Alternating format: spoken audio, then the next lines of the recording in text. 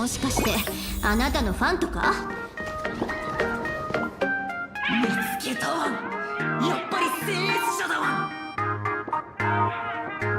聖杯は彼のものじゃないのかワン。どういうことだワン。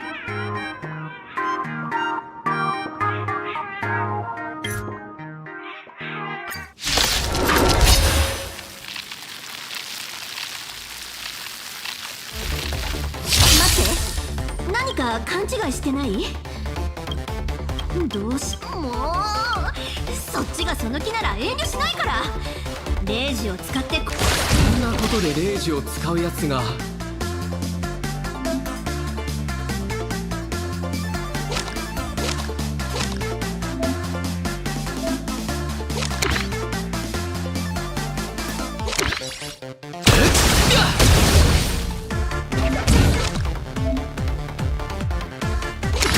開拓の風を巻き起これ。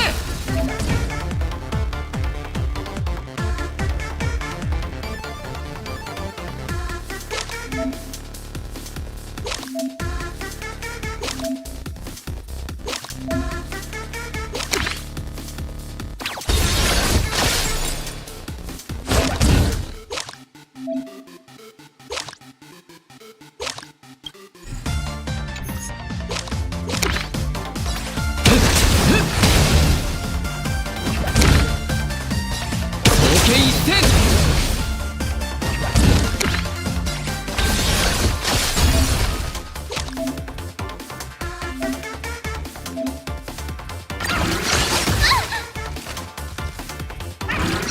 子供騙しだな。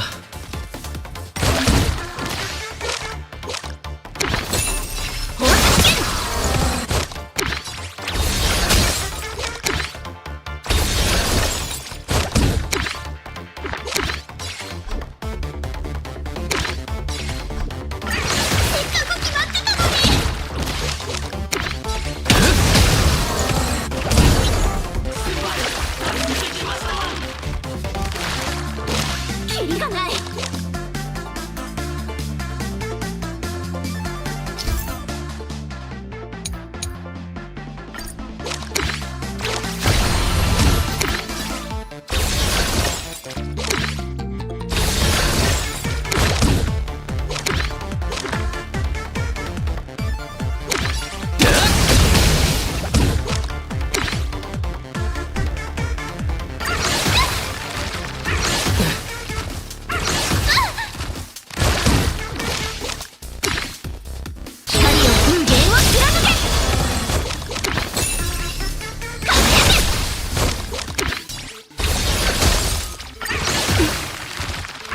子供騙しだな。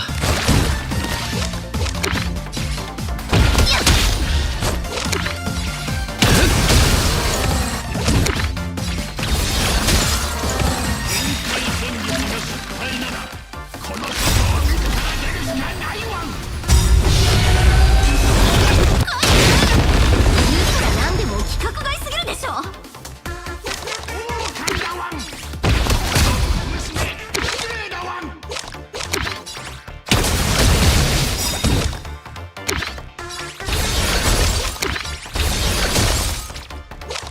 最高の瞬間をみんなステージに注目だ。待って、この魔術の波動、気をつけて。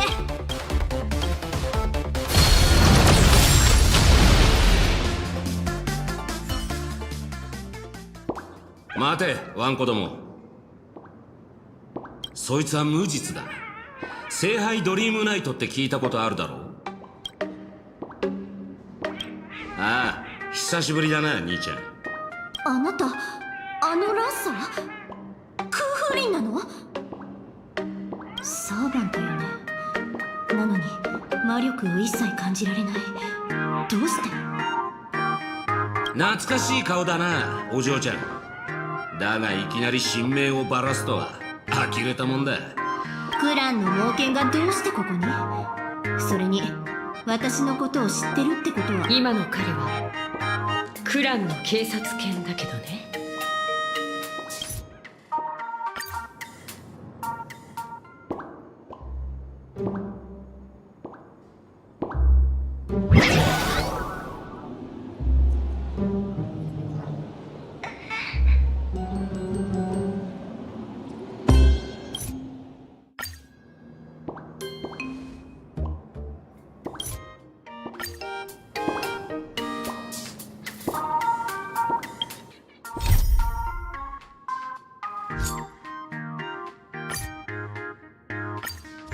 絶滅大君鬼弱が正体を表し、その分身が二層楽園の各地に。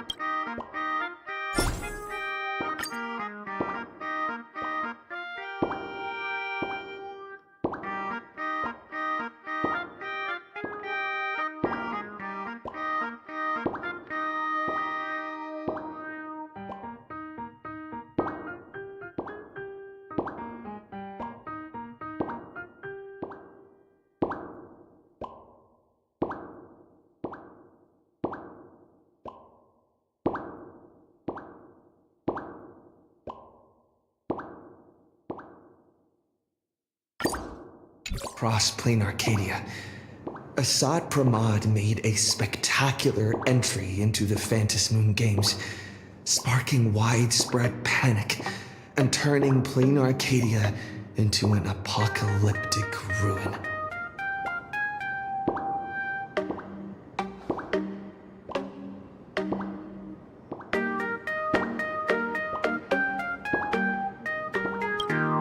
Meanwhile, Assad Pramad led Himiko into a painting that represented her past.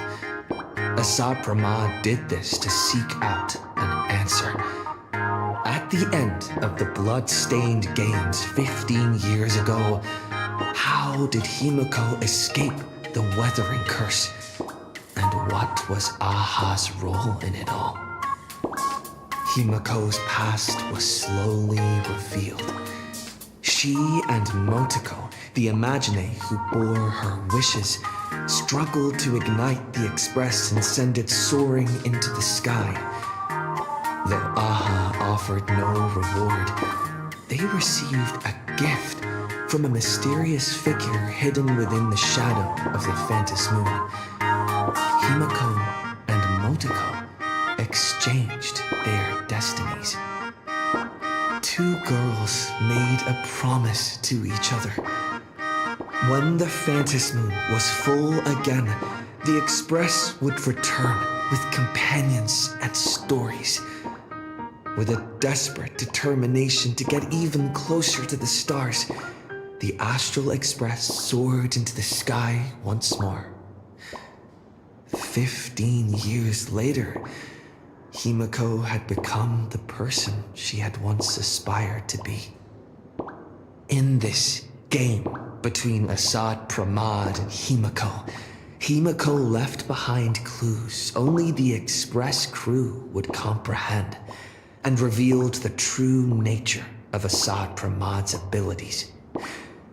As a Lord Ravager with power over possibilities, he had imaginated an apocalyptic ending, dooming everyone on the canvas of reality in Ahatopia.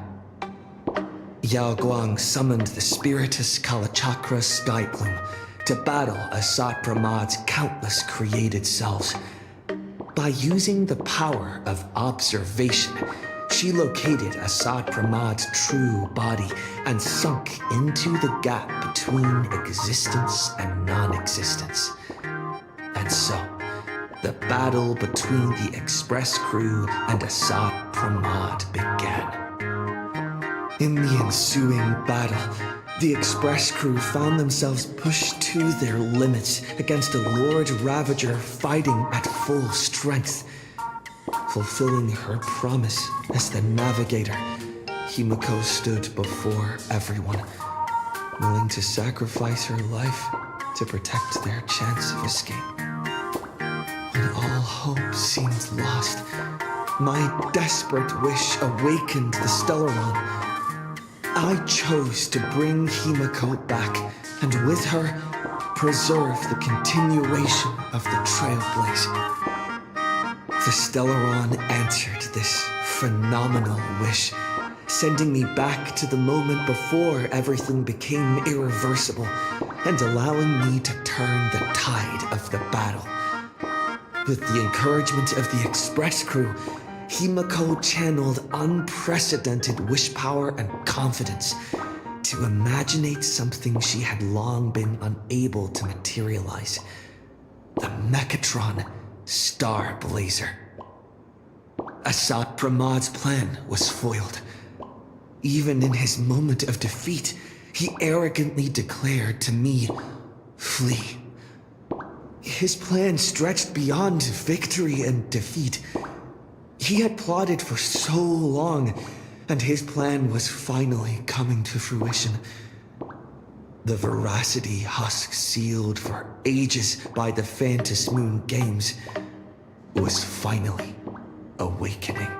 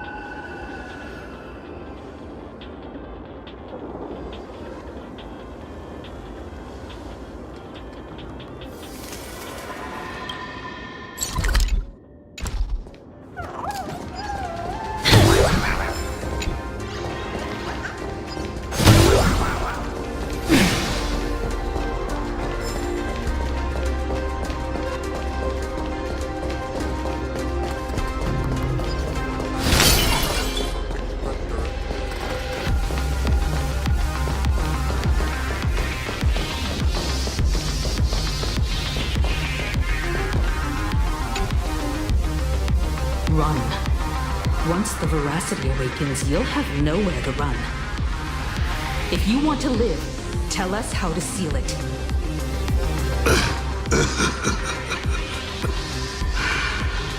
It's too late. Just like how a star can collapse into a black hole. Once hunger crosses its limit, the husk's awakening will be unstoppable. I've waited thousands of years for this, watching my plans be disrupted, rectified, and delayed time after time. But a true plan doesn't require ingenious calculations. All it needs is patience. Nothing can compete against time, especially time armed with patience. This isn't for you to decide.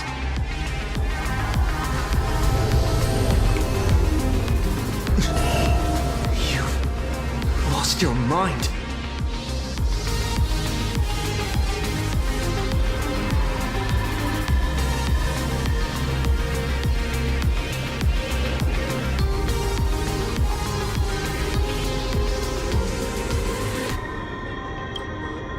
He wants to offer himself up as a sacrifice to satiate the husk.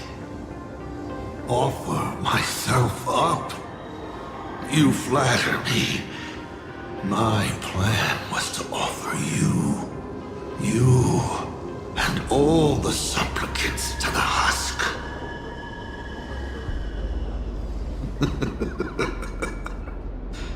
Unfortunately, luck isn't on my side, but a loser should face his defeat with pride, and the victor should receive their rewards.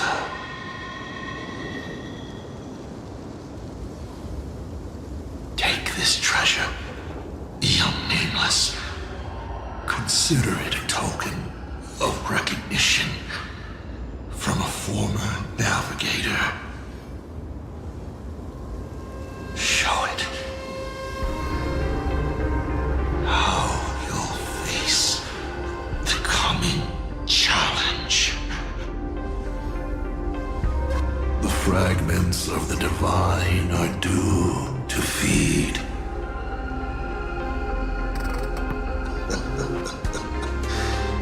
And so, once more, I depart for a destination that never extended me an invitation. From the bottom of my heart, I hope Do not cross at that place.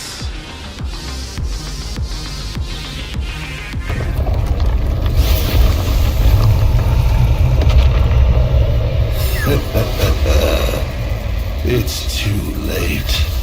The veracity has awakened. Now, run.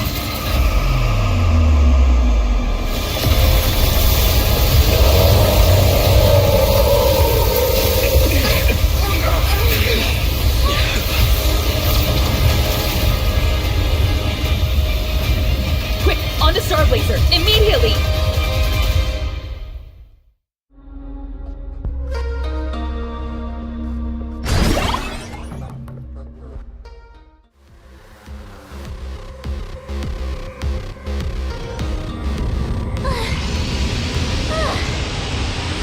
Can a girl even catch her breath after defeating a villain? Sakramat is dead, but he's already nailed the apocalyptic nightmare firmly into the fabric of this world. So, where are we headed next? Who are we fighting this time? We gotta do something, right? The destination's always been clear. We're heading to Perdido Station. Calm down, Bunch. Fighting isn't the only thing the nameless are good for. Leading people safely out of their predicament. That's a mission even more true to the Trailblaze Creed than taking down a formidable foe. That's exactly what we're about to do. Himeko, are you saying... The Husk's awakening can no longer be avoided. So from now on, we need to use what time we have left to do what the Astral Express does best. I've arrived at the same conclusion. The Husk's activity index is rising exponentially. It's only a matter of time before the seal completely disintegrates.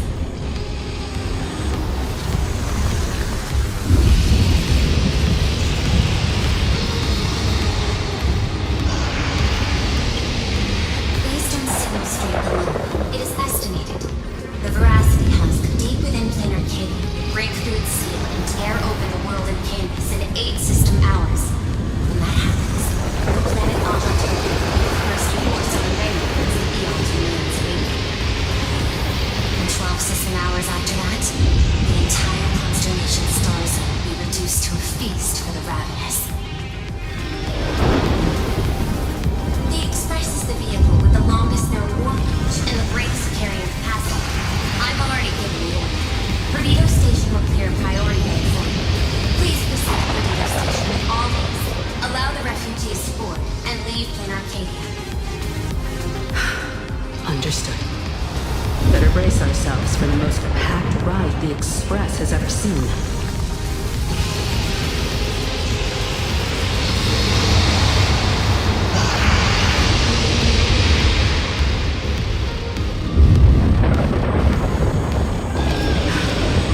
How much longer can the Outward's ruins hold out? We're running out of time. It's the Astral Express crew! What just happened? The whole place is shaking like crazy! Crisis isn't over yet! Hurry! Our station's just up ahead. Please, everyone.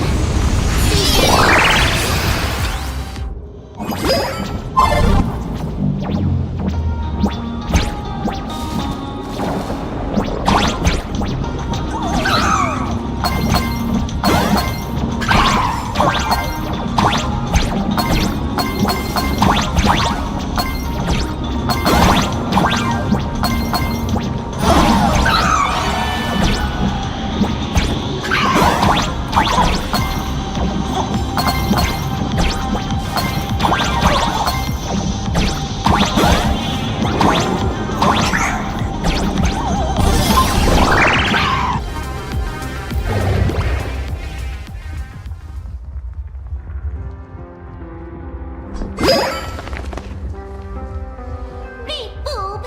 It's the president! Yay, this is great! While the Furbos and I were helping the security officers move supplies and keep order, I kept wondering when you'd come back. You really made it! Oh, no wonder you're the protagonist. Lucky as always. Oh, thank goodness! I thought the president had gone out in a blaze of glory!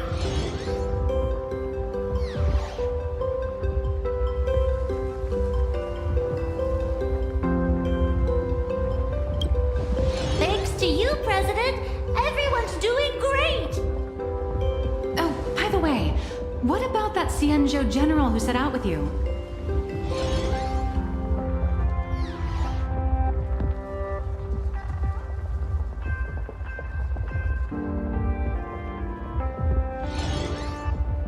To lock onto Assad Pramad's clones, General Yao Guang was imprisoned within the infinite possibilities.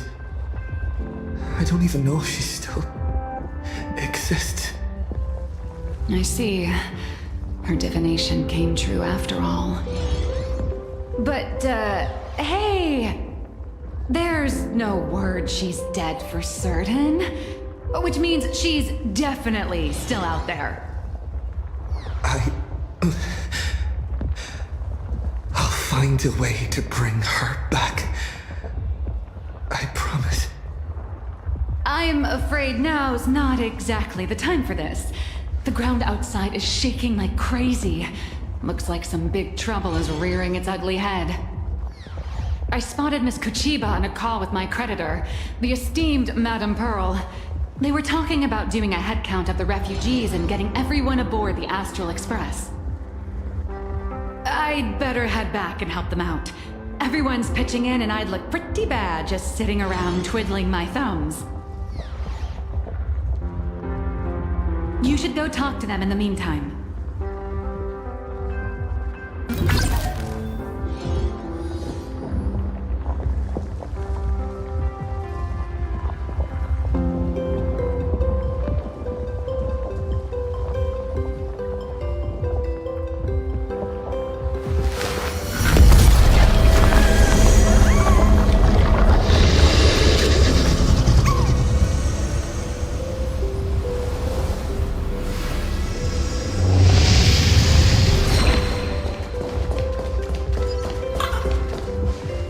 Madam Pearl, I have to ask.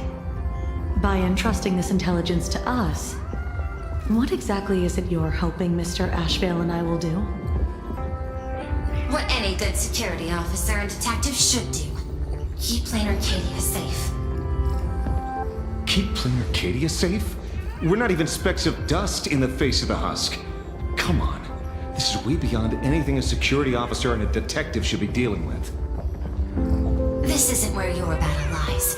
I'll request that the Astral Express take you to Astropolis.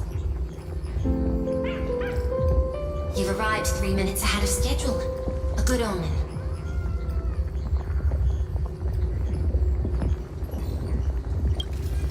Interesting. And what would you have us do? File a petition? Stage a protest? To the IPC and all their superiority. We're not even ants worth stepping on. The intelligence I'm entrusting to you both comes from years of personal investigation. It isn't encrypted, nor does it have to be delivered to the IPC's top brass. I have but one request. Protect Planarcadia at all costs. Perhaps you still remember Jade's invitation. A 7-member summit on the Anti-Destruction Alliance is to be convened in Astropolis. I'm hoping the Astral Express can take the refugees from Perdido Station and bring them there.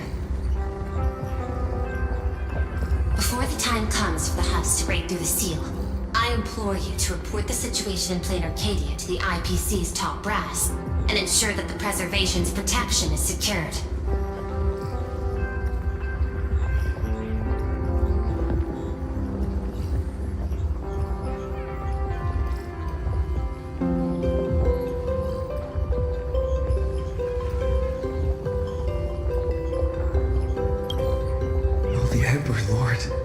Answer our call?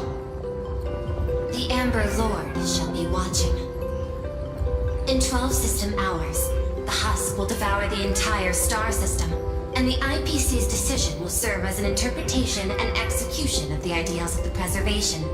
Their weighted gaze will inevitably fall upon here. What we need is to tip the balance of IPC's decision-making toward protection rather than abandonment. Under Klepoth's watchful gaze, Graphia, Silverwolf, and I will reenact the World and Canvas ceremony to block the husk and buy time before it breaks free. Madam Pearl, you're not coming with the Express? No. My duty lies here. I shall stand with Planarcadia to the very end. Besides, the artistic realm I've sought for so long is finally smiling upon me. 1,000 years ago, Graphia encanvassed the entire world in that very same moment of peril. Now that I have another chance to put brush to canvas, how could I possibly let it slip away? There's no need to worry about me. I've already made arrangements in Astropolis for the current situation. I know. The Nameless have always been brave enough to linger in the direst of plights. Running away has never been your style. But that's exactly why I'm asking you to bear this decision. The one that's harder for you than any other. There is still hope. So long as even a single stroke remains to be drawn upon the blank spaces of fate's canvas, the masterpiece that is Planarcadia will not be lost, and the Phantasmoon Games are far from over. No matter how dire things get, we shall find it in ourselves to smile, for this is a ceremony meant to bring joy and miracles to the world. Yes, there's still hope. Madam Pearl, I once said that the Trailblaze would serve as the sail for the Anti-Destruction Alliance. And so, in times of fierce winds and rough seas, that's precisely when a sail must do its part. Next, it's time for the Astral Express's War Council.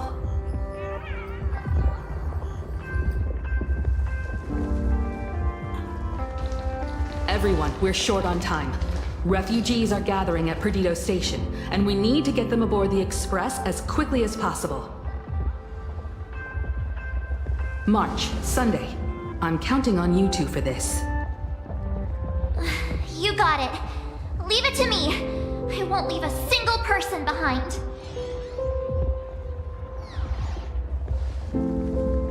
Once the Express departs, I'll need you to handle navigation and keep things in order on board.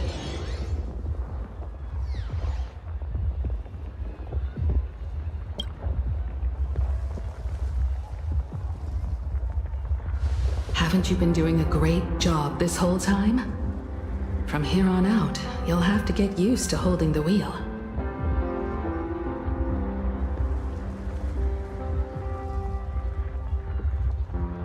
As for me, I'm the one who set out from this place, and the one who's come back. This is my fight, and mine alone. I'm leaving Madame Pearl's request in your hands. All right. I'll get the Express and everyone on board safely to the next stop. I won't let you down. Feels like we're back to that very first moment when we boarded the Express. Well then, I'll stay behind and help Himiko maintain the Starblazer. In that case, the duty of protecting the Express falls to me. I'll be clearing the lane when the Express takes off.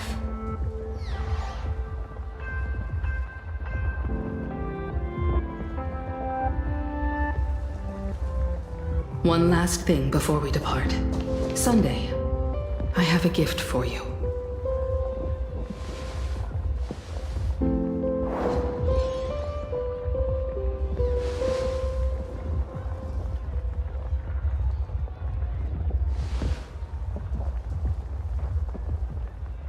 As the Navigator, I'd like to officially invite you to join the Nameless of the Astral Express.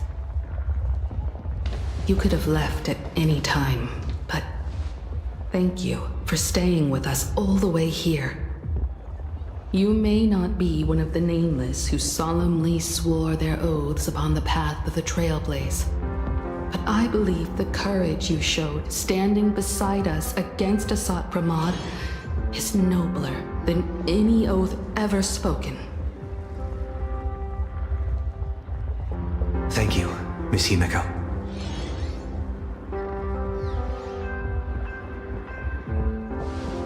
Though Planarcadia was not the place I sought, I still believe that somewhere at the end of the road I have yet to walk, there exists something more enduring, something truly worthy of being called an Arcadia. To that end, I'm willing to walk this path with you all, to witness it, and to see it through to the future that awaits us. Everyone, from this moment onward, we each march toward our own battlefields and fight for the survival of this world. But this is no farewell. I won't say goodbye to any of you. Not while we're still walking the same path. This journey leads us starward.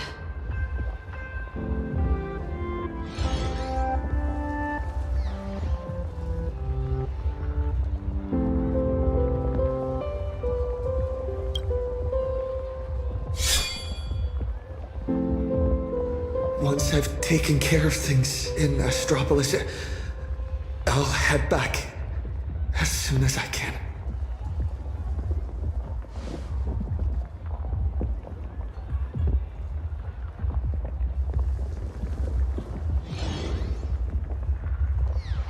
Attention, all evacuees at the Perdido station. Please form an orderly line and board the Astral Express for immediate transport to Astropolis. I repeat, please form an orderly line and board the Astral Express for immediate... A captain would never abandon their ship when it's about to sink, and I won't either. As the station master of Perdido Station, I will guard this place until my very last breath. Attention all passengers. The Astral Express will be departing in 10 minutes. Please board without delay. Medicine, food, thermal blankets. This is the last crate. Madame Pearl told us there'd be people in Astropolis to receive the refugees. But we should still bring some emergency supplies just in case. Better safe than sorry.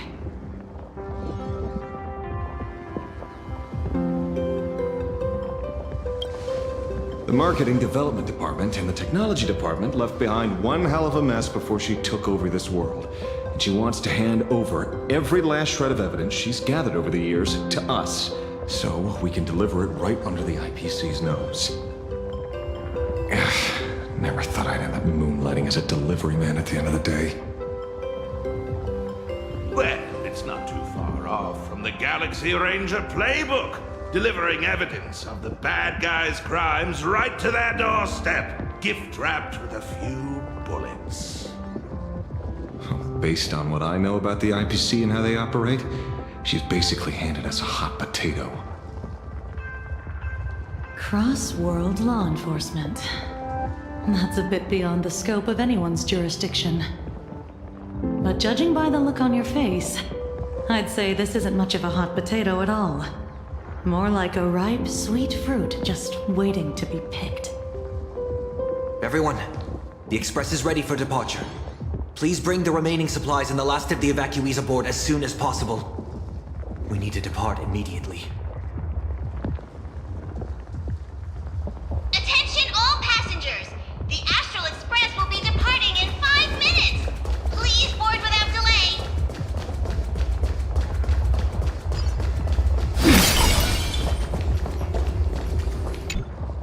Time is short. It's about time for both you and the Express to depart. I can tell you still have your doubts.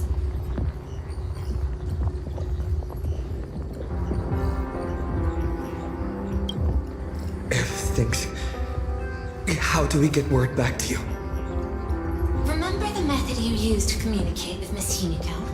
The signal of the Nameless is always the fastest and most accurate means of communication in the cosmos. Rest assured, so long as this world hasn't been swallowed whole, I will receive your information nonetheless. The road ahead remains uncertain. I can only wish you all the best on your trailblazed journey ahead.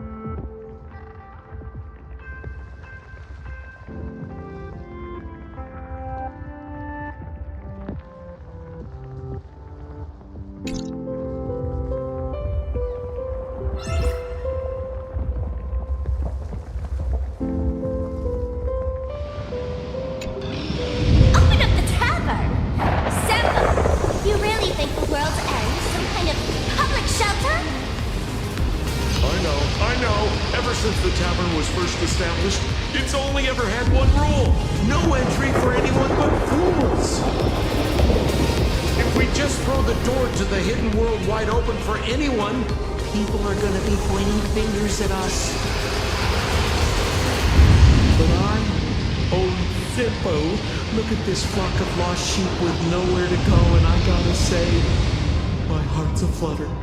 End of the world survival! Now that's a market with some serious profit potential! Sampo, you ought to stitch yourself a mask out of credits. If you've got a soft spot for them, just admit it! So, it appears our beautiful and kind-hearted Miss Sparksy has some sort of compromise in mind? Rules may be set in stone, but a fool is anything but. Tavern business cards, special edition.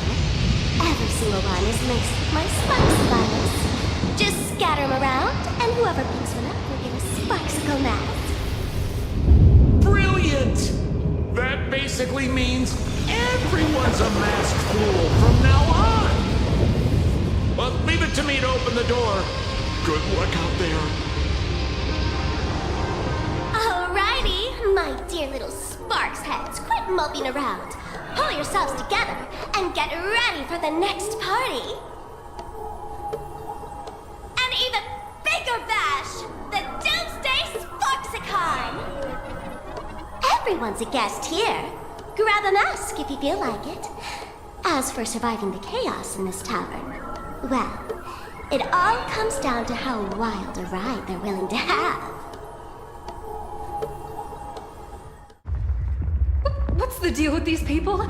Did Sparksy let them in again? Darn it!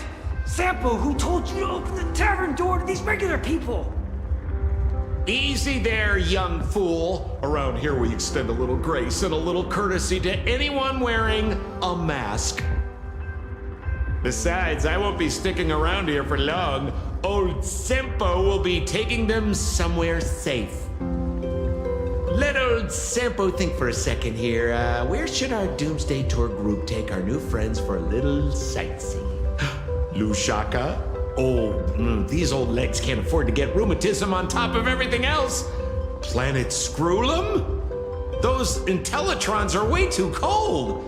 Wait, cold? Haha! I got it! Stick with moi, everyone, for only 10 credits each. I'll take you somewhere with absolutely gorgeous scenery! The Bellabog Tour Group is officially open for business!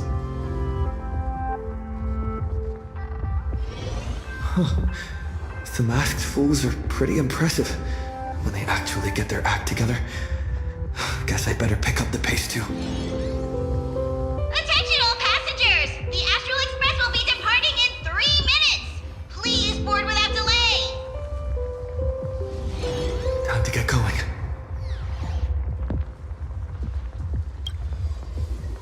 Himiko, Dan Hong, Mr. Yang, hang in there.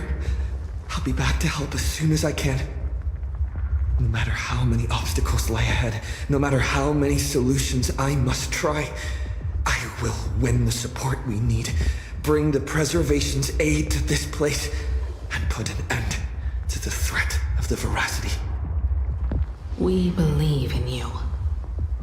Don't worry about us. We're counting on you now. We'll hold out until the moment you return with good news. No navigator is born knowing where the destination lies. The moment a nameless turns their gaze toward a destination not yet reached, they become the navigator of their own journey. Everyone, it's time for departure. Attention all passengers! The express will be departing in 1 minute!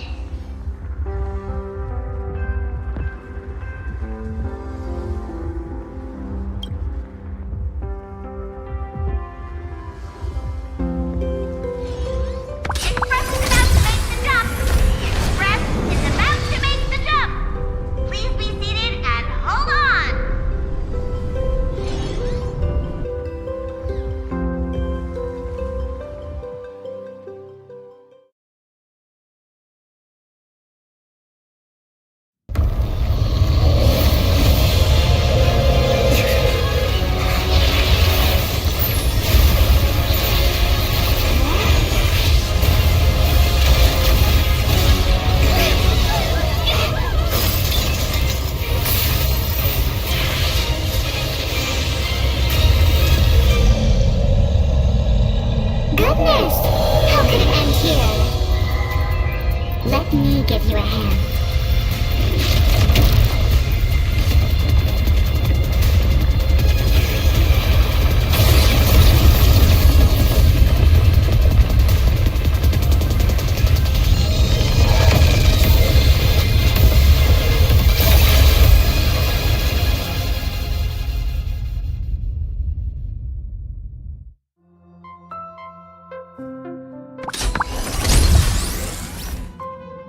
Express system diagnostics in progress.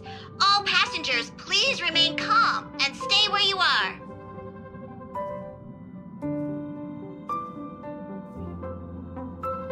Is everyone okay?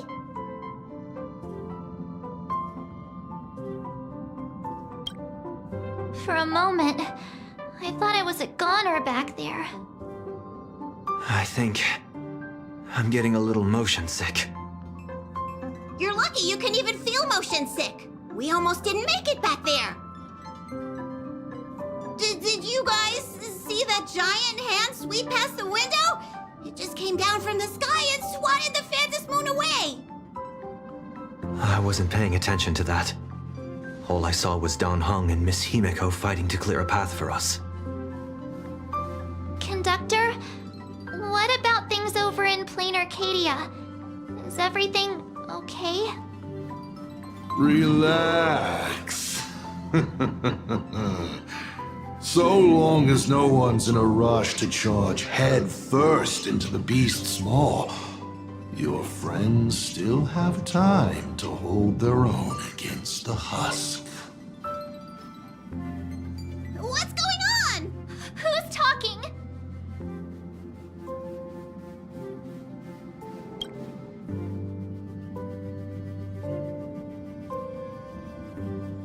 Why would you bring something like that back here?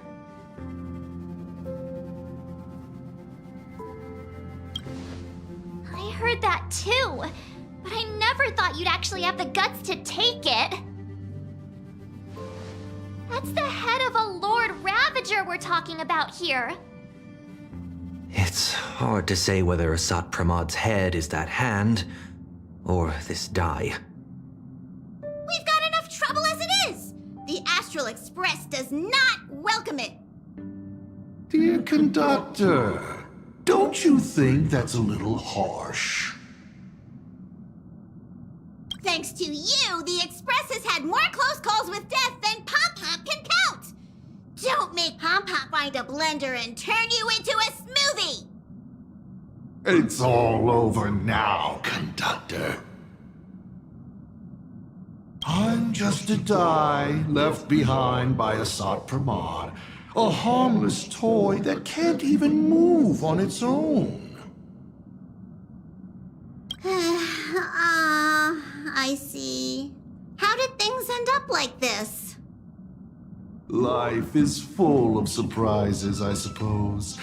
Sorry for all the trouble I've caused you. To make up for everything I've caused the Express, how about I go back to my old line of work as IC? You might think of me as a little teaching tool. Whenever the young trailblazer needs some tempering, or craves a little excitement on a dull stretch of the journey, just toss me up in the air. Just as I always have, I'll bring you a one-of-a-kind trial of probability. After all, learning to stay true to your path amidst chaos and the unexpected, that's one of the most important lessons for the Nameless, isn't it? Roll a 1, and I'll generate astral charts plotting a course straight to the Antimatter Legion's Warforge. Roll a 2, and for the next hour, every beverage on the Express will be replaced with high-energy fuel, or Von Walk's iron-eating stomach acid.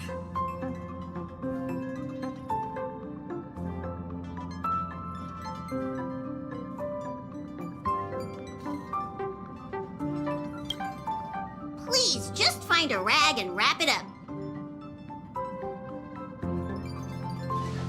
I can tell. Back when IC, the Starseer, was around, the Nameless never lacked the opportunity to go on an adventure. Times have changed. Passenger with Himiko away, you'll need to step up and take on the role of acting navigator.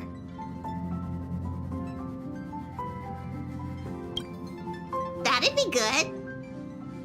Calibrating the warp jump to Astropolis is gonna take a little more time. Why don't you head to the party car and check in on everyone? Those passengers who just escaped must still have their hearts in their mouths. Go bring them a hot drink and say a few comforting words. Let them know that now they're aboard the Express, everything's going to be okay. Leave it to us, Conductor.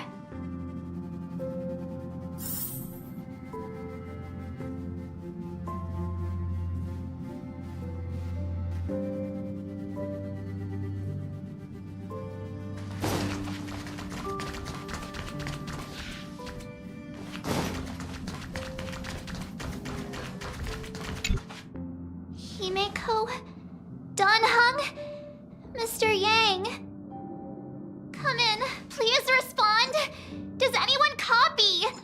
Why is the signal still so bad?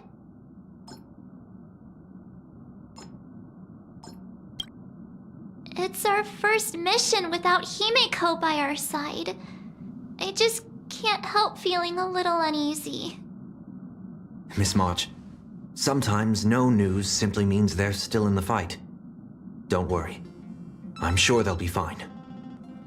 I know, but I can't help it.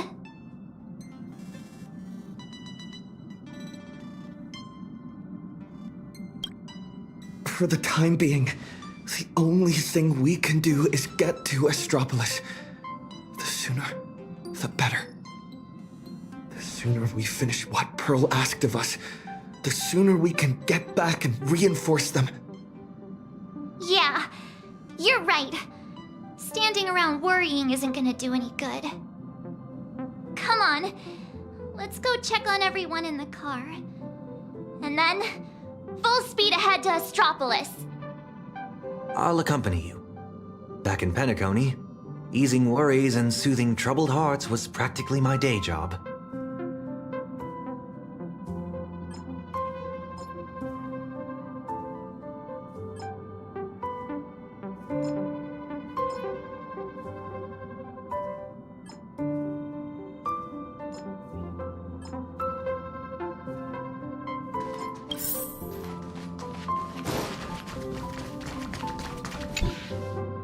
flying navigator. What's up?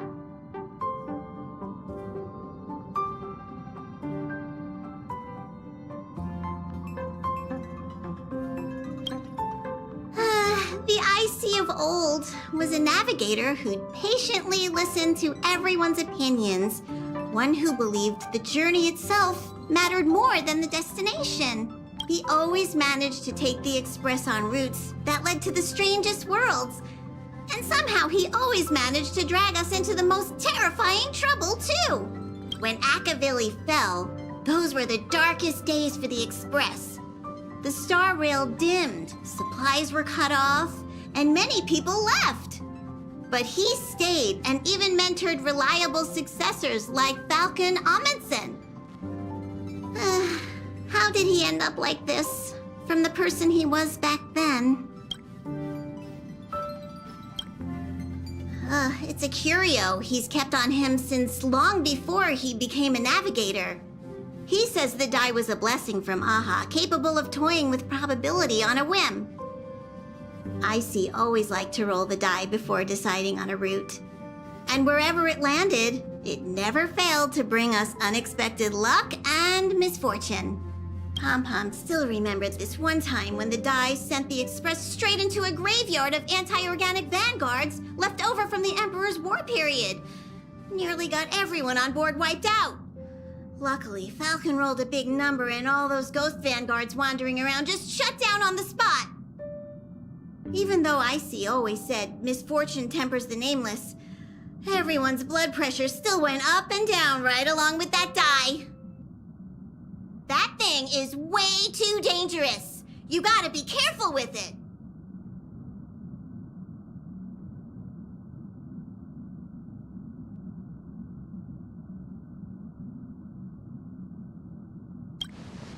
Whoa! Before Pom-Pom knew it, all those memories just came flooding back! Anyway, Pom-Pom's got work to do. Now hurry along to the party car. Everyone's been waiting for you.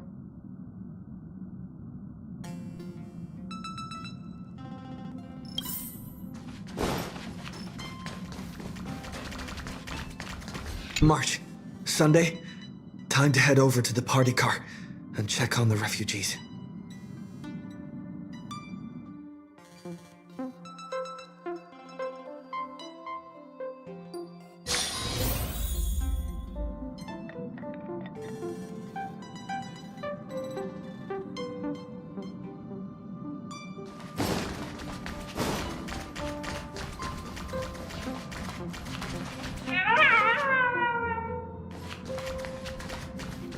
We're home.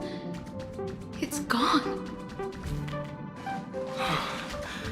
It'll be safer in Astropolis.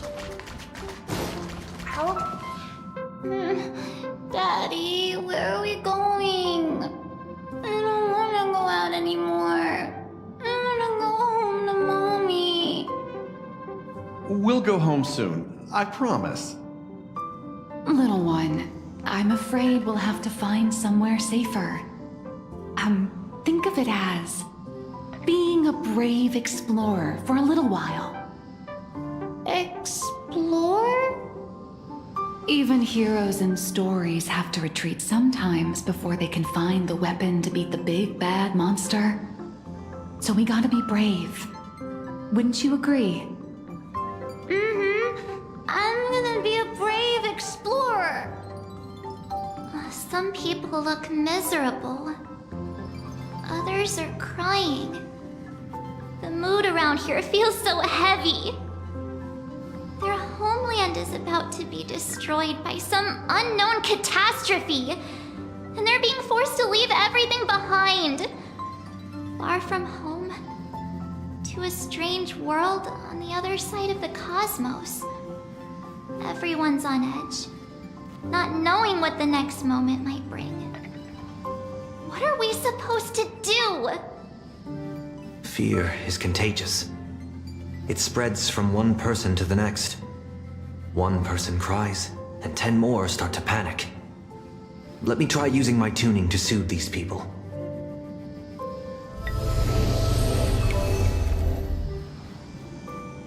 Strange. I I can't sense their feelings anymore. The power bestowed upon me by the Mask of Elation. It's gone. Is it because we're outside of Planarcadia now?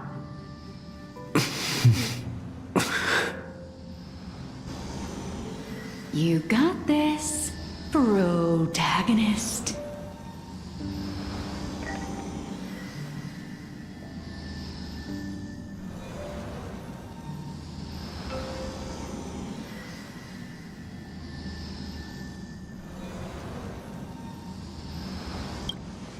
Tuning might relieve them from panic for a while, but it won't help them see the situation for what it really is.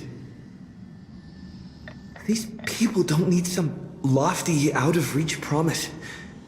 All we need to give them is a clear, safe next step.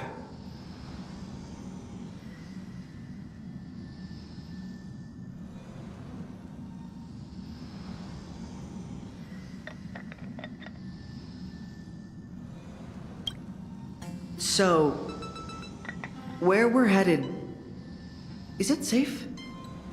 I know how it feels to be uprooted from your homeland on such short notice, heading to a world you've never seen. It's only natural for people to feel scared. Our destination is hardly some dangerous, uncharted wasteland. Astropolis is one of the major worlds under the IPC, equipped with comprehensive shelter facilities and legal protections. Not only will everyone be safe there, but you'll also be provided with temporary housing and living supplies.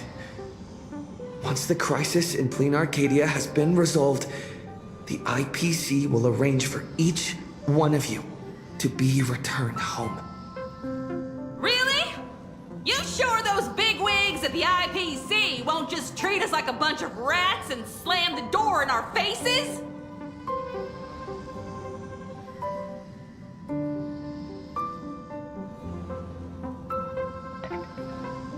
Everyone, our friend here has some serious connections with the bigwigs in the Strategic Investment Department.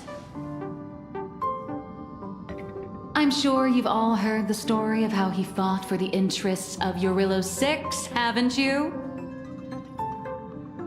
When the time comes, you'll have to schmooze Jade for us.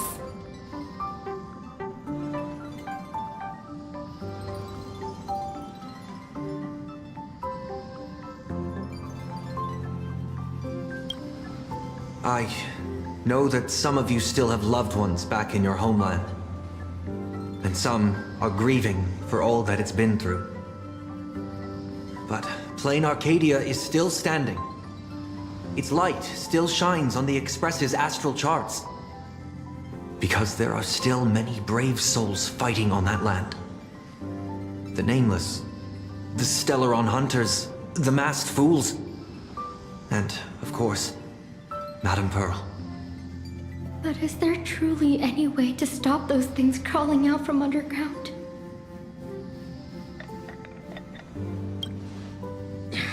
Everyone! The Astral Express just took down a Lord Ravager, and the ones still there in Planarcadia are none other than his most trustworthy companions. I have faith in them. The same way I have faith in everyone here in this car right now. They haven't given up on this world. We cannot allow ourselves to be overcome by fear or despair. Everyone, once we reach Astropolis safely, we can bring the crisis in Planarcadia to the attention of more powerful forces across the cosmos. And when that happens, everything taking place on this planet will receive the reinforcements it desperately needs. And that's what this journey is all about. Carrying the spark of hope out there for those fighting the good fight. Astropolis. I've heard of that place. It should be safe. With the Trailblazer's strength, he wouldn't lie to us, would he? We need to get the children out. The Astral Express. We're trying to help. Nice work. Now that the tide of panic has receded, everyone's got, well, a solid rock to stand on, to say the least.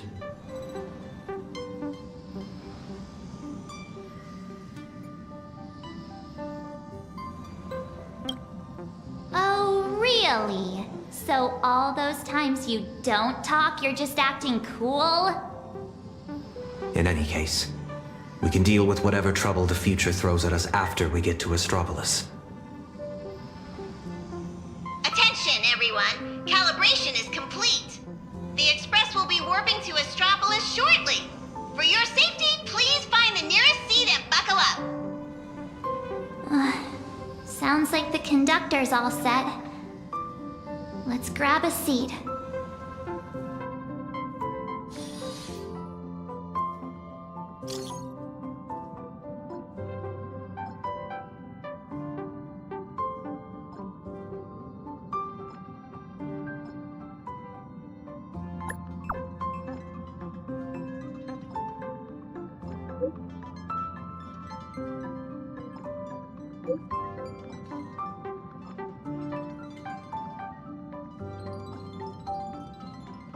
Engines primed. We're ready to depart at any time.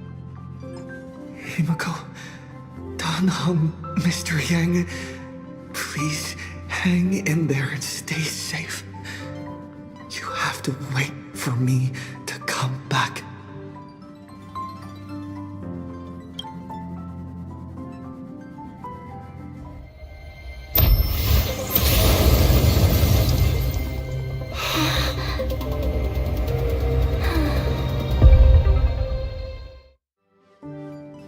So that giant cube is...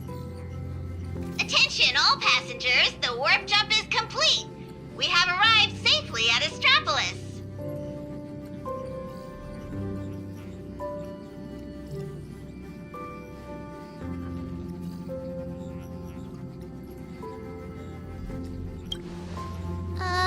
So what are we supposed to do next?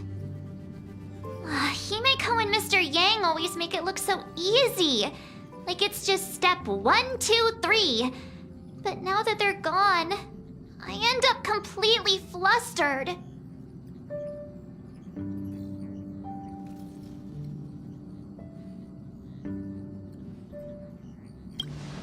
As per tradition, every time the Express makes a stop, we Nameless gather first to decide on our next course of action. Incoming encrypted transmission from Astropolis. Looks like our discussion will have to be put on hold. Friends of the Astral Express, you're finally here. I've been receiving intermittent hyperspace transmissions from Pearl. I'm now up to speed on the emergency in Planarcadia, where the husk is about to break free. Himeko and Madame Pearl, are they okay? Based on the timestamps, they were still fighting as of right before your arrival here. I'll authorize landing clearance for you immediately, and have someone sent to receive you. Welcome to Astropolis. I've also made proper arrangements for accommodating the refugees. Please have the representative from the Department of Aberration Defense coordinate with them. It's rare to see Madame Jade without a trace of a smile on her face. Well, you know what they say. The fewer the words, the bigger the trouble. I'll go notify the conductor and get the docking car ready. And I'm going to inform Miss Nilux, Mr. Ashvale, and Miss Kuchiba. We'll need their help getting everyone settled in. Friends, the docking car is standing by and ready to roll. Let's head out once you're all set.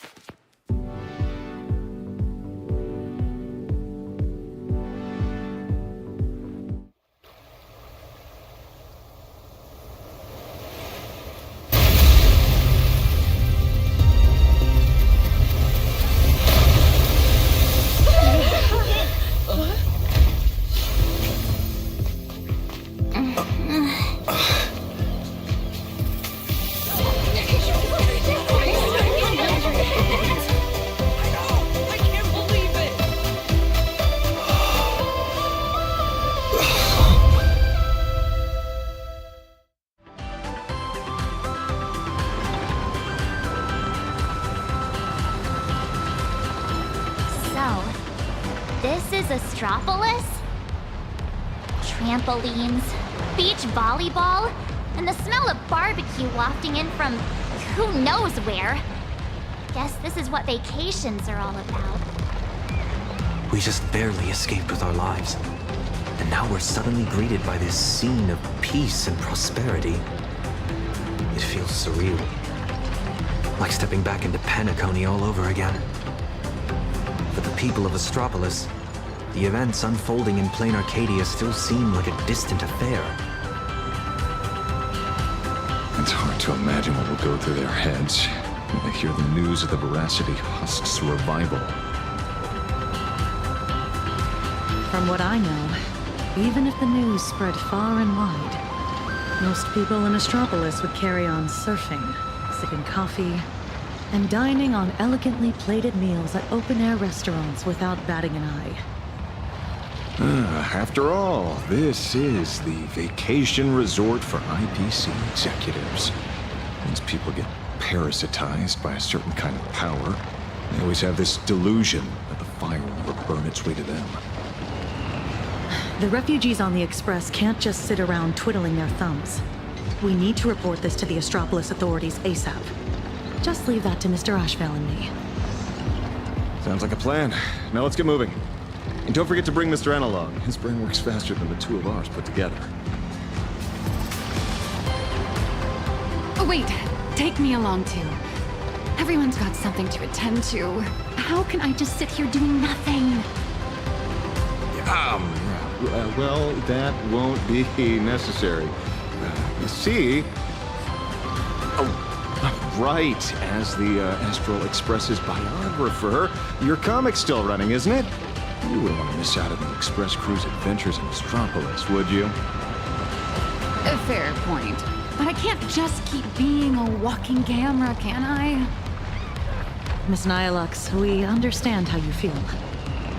But the work Ashvale and I have ahead of us is... incredibly tedious. And will no doubt be up against Astropolis's massive bureaucratic machine. Please just leave all the bickering and legwork to us. Those two acting all hush-hush. Are they on some kind of secret mission or what? Madam Jade said she'd send someone to receive us. So, where's the guy? Hello! I've been waiting forever and you didn't even notice me.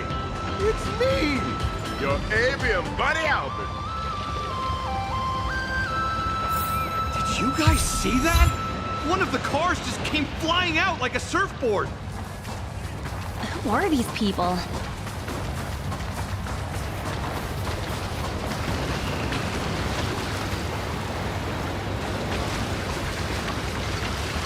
Have you heard? Someone spotted a translucent...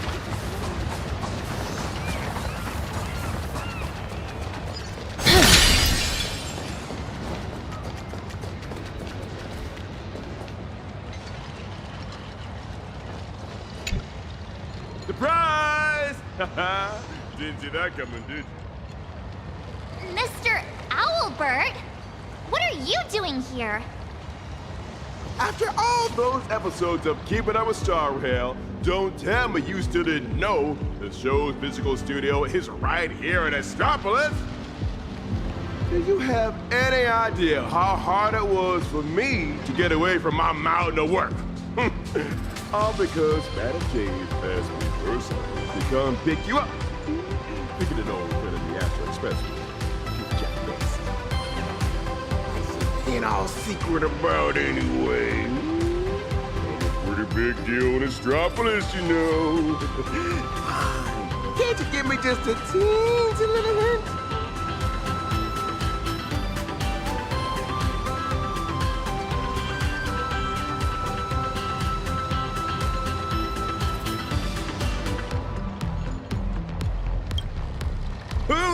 Hoo. I see.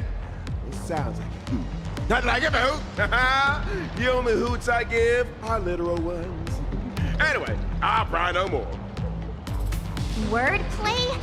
Seriously? At a time like this? Unbelievable. Easy Easy there, young lady. There's no rush. Just follow me. We'll cut through the Tennessee Side Park, and Madam Jade will be waiting for you somewhere a little more convenient. In the meantime, allow me to give you a grand tour of the city of converging stars along the way.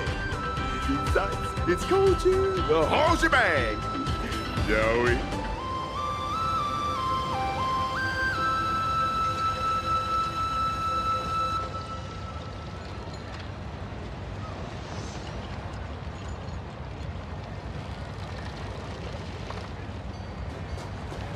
Speaking of which, why is this place called Planarcadia?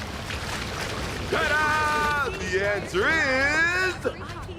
The administrative metropolis is named Kenneth Arena, and he's the one who designed the Seaside Park. All right, we're not here for sightseeing. Can we just put the tour guide act on? Here we are. Just head up this way. Madam J's waiting for you on the hotel terrace. The Tide of Terminator Grand Hotel, huh? So this is the spot Madam Jade picked. Pretty tucked away, I gotta say. Wait, you've been here before, Miss Blurry? Well, I did actually live here for a while back in the day. You know how it is. As a comic artiste, my greatest talent is traveling around the world, alternating between field research and deadline crunches. Every time I do an interview, I can't help but envy you guests who get to travel far and wide and rack up all those amazing experiences. Sadly, work is like an invisible bird cage that I just can't seem to get away from. Well, the mission Madam Jade assigned to me is all wrapped up. Much as I hate to say goodbye to you all, I gotta be on my way and get back to recording the show. Before I head out, if you don't mind me asking, Trailblazer, since you graced Chocolates with your presence, would the Keep It Up with Star World production team have the honor of interviewing you and your friends?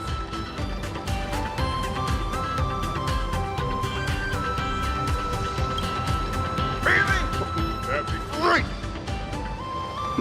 Well, I'll take my leave. Hope your chat goes smoothly!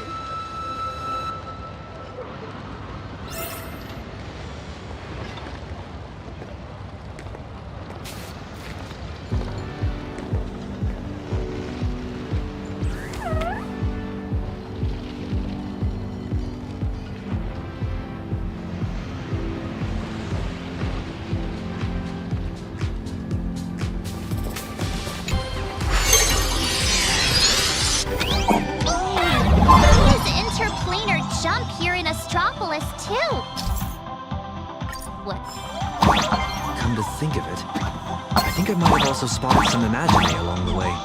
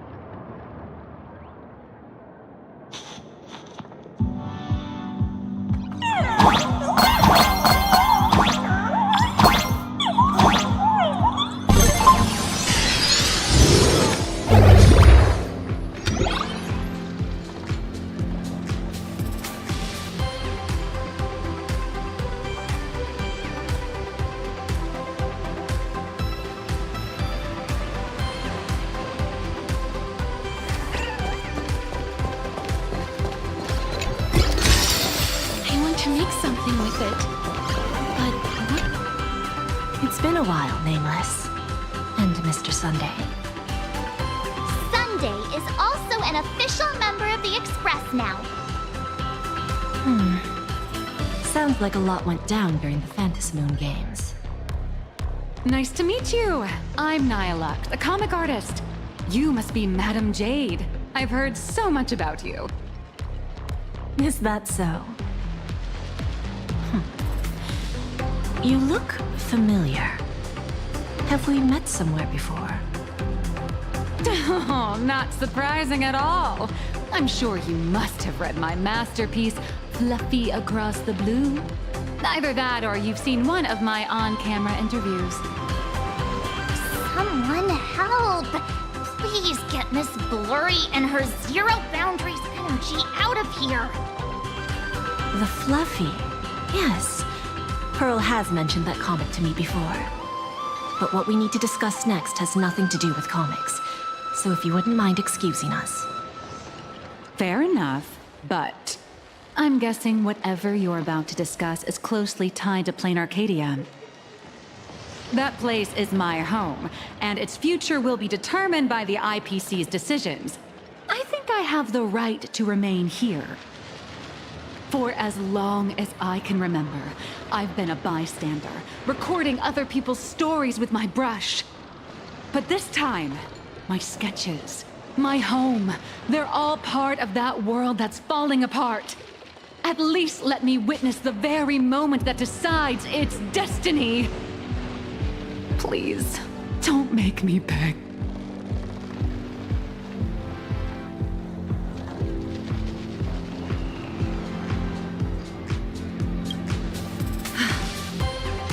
There are 8 system hours before the husk of veracity breaks through the seal. Pearl's transmission conveyed both her resolve and her plan to save them. She intended to invoke the gaze of the Amber Lord and borrow the power of preservation to encanvas Planarcadia once more, buying time against the husk's breakthrough. To that end, she was willing to offer up her cornerstone. But before her message could come through, someone within the IPC, as if they had already seen it coming, issued an early warning about the husk in Planarcadia spiraling out of control. At the same time, the one who issued the warning proposed a targeted plan: weaponize the Veracity's husk and transform it into a weapon against destruction. In which case, we would not only neutralize the threat posed by the husk, but also eliminate Nanook's minions once and for all. Perhaps even wound the Eon themselves. By comparison, Pearl's proposal looks more like it's just stalling an inevitable catastrophe. Convert the husk into a weapon? If we do that, all of Planarcadia would cease to exist, wouldn't it? Once that happens, then Himiko and the others will...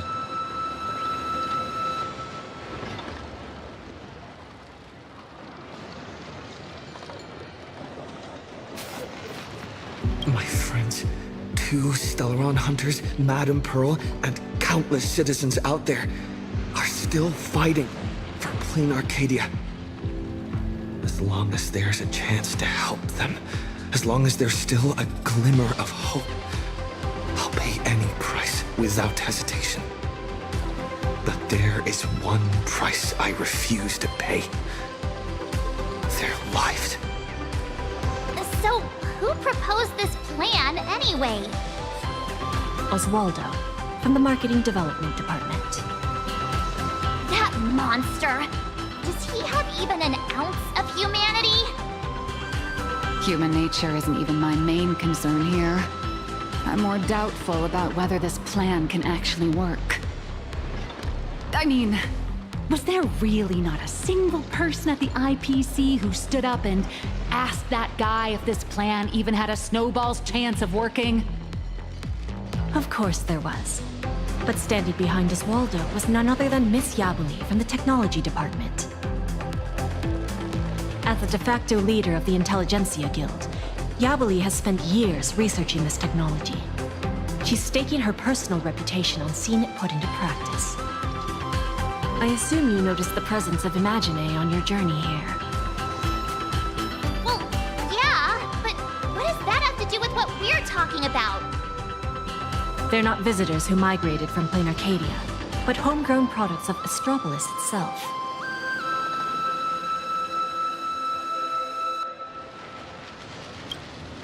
I've heard that the birth of Imagine is closely tied to the unique properties of Ahatopia. Could it be that Ms. Yabali really has gotten her hands on some earth-shattering secret? It's hard to say, but there's no doubt she's conducted extensive research into both the husk and imagenesis. Her claim that she can manipulate the husk of veracity doesn't seem to be some spur-of-the-moment delusion. Even if she could harness the veracity, that's not exactly preservation, is it? Aren't you all followers of the Amber Lord? Little girl, the IPC indeed walks the path of preservation. That much is true. But the IPC is made up of individuals, each with their own idea of what preservation actually means. Should the preservation be about protecting individual lives and homes, or safeguarding the prosperity and order of the universe as a whole? That's a debate the IPC has never stopped having. Compared to the Anti-Destruction Alliance strategy, which would require endless coalition building and diplomatic maneuvering, the proposal to weaponize the husk holds far more appeal. It offers a radical, efficient approach that would dramatically showcase the IPC's power, and the prospect of harnessing the fragments of a fallen eon. This alone was enough to send many a colleague of mine with a taste for grand narratives into a frenzy of eagerness. Grand indeed. But I fear that when the time comes, Yabali and Oswaldo may end up creating something far more terrifying than Nanook. From what I understand, no matter how many people support or oppose it, the proposal still has to be put to a vote by the heads of the IPC's 7 departments before it can be implemented.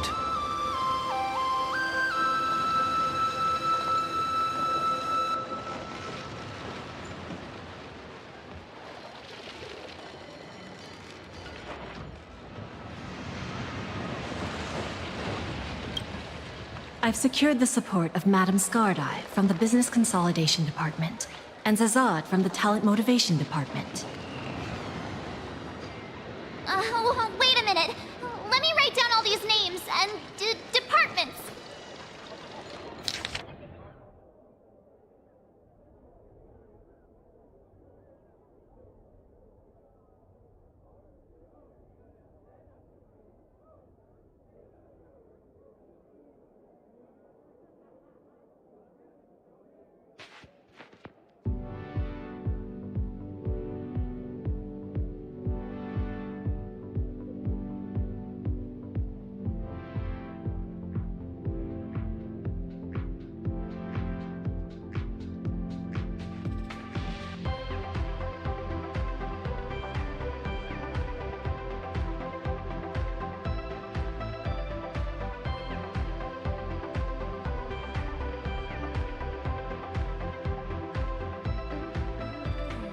You don't need to remember all that. All you need to know is this. The score is 3-3. For the time being, we're tied. Whew. Thank goodness. Sounds like things haven't gone completely off the rails just yet. Wait, 7 departments, 7 votes. Did someone abstain? The power to cast the deciding vote fell into the hands of Mr. Arita from the Traditional Project Department. Instead of tipping his hand at the meeting, he postponed the vote. And in 5 system hours from now, he will give his answer at the Internal Decision-Making Conference. How long? 5 system hours? In other words, it's only a matter of 5 hours before Planarcadia gets canvassed again. Or becomes a total sacrifice to the weaponized husk. And our goal is to convince the undecided Mr. Arita? Precisely.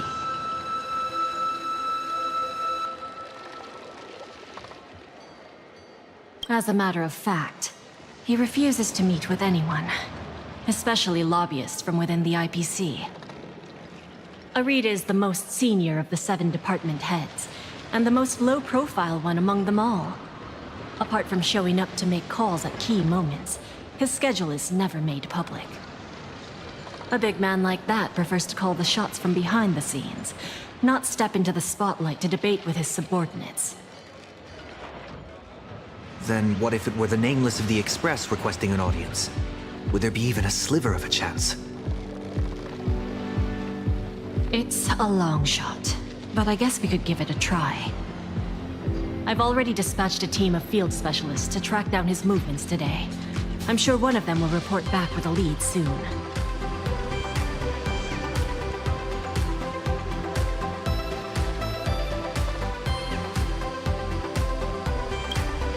I'll talk Arita around, no matter what it takes. The fate of billions is at stake, my friends' lives included. That's all the reason I need to keep fighting for this. I believe Madame Pearl shares the same conviction.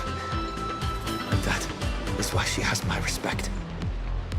But make no mistake. Just because I'm giving this everything I've got, doesn't mean I'm fully siding with the Strategic Investment Department. I refuse to let the fate of billions become a bargaining chip in the IPC's internal power struggles. I understand. I swear by my cornerstone that what I place upon the scales this time is my unconditional trust and support. You have my word, so please rest assured. To ensure you all have a proper base of operations, I'll arrange an office in Lodestar Tower, the central hub of Astropolis. You're welcome to convene there to discuss the matters ahead. Well then, I shall take my leave.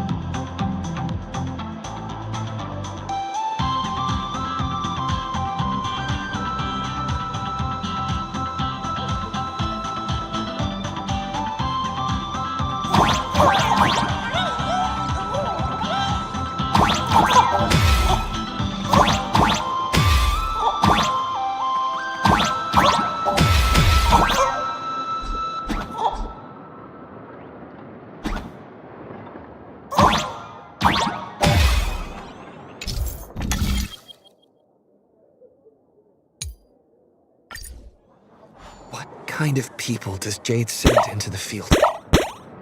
Probably people who are good at staying under the radar, I assume.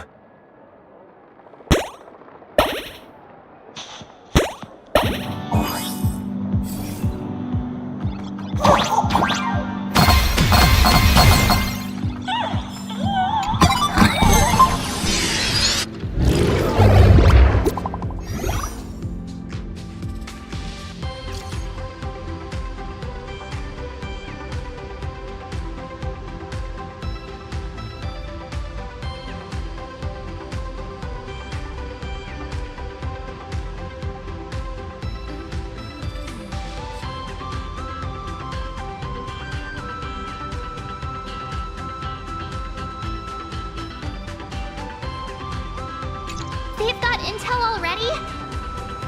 Madam Jade's team really is something else. They want us to meet at a restaurant. Sounds like they found where Arita's been dining. So we just barge in and ask for a meeting? Would Arita even agree to see us?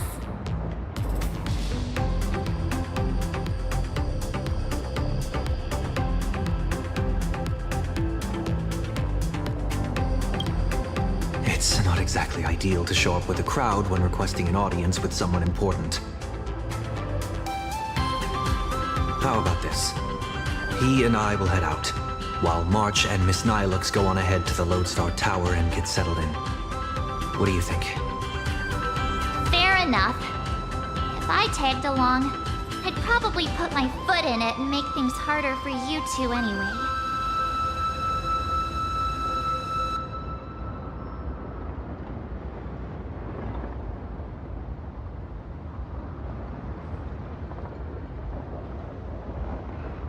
We can't delay any longer. Let's split up and get moving. Oh, right. This is my first time teaming up with you. Huh, Sonny? Missing Dan Heng already? Don't worry. I'll try not to hold you back.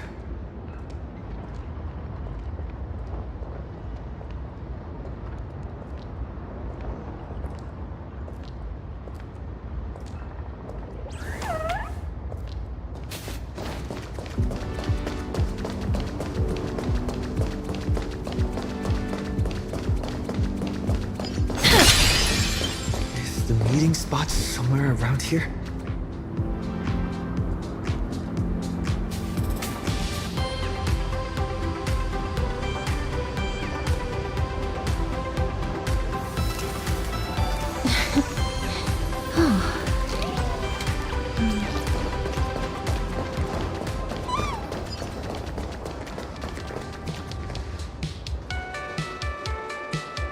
Wait.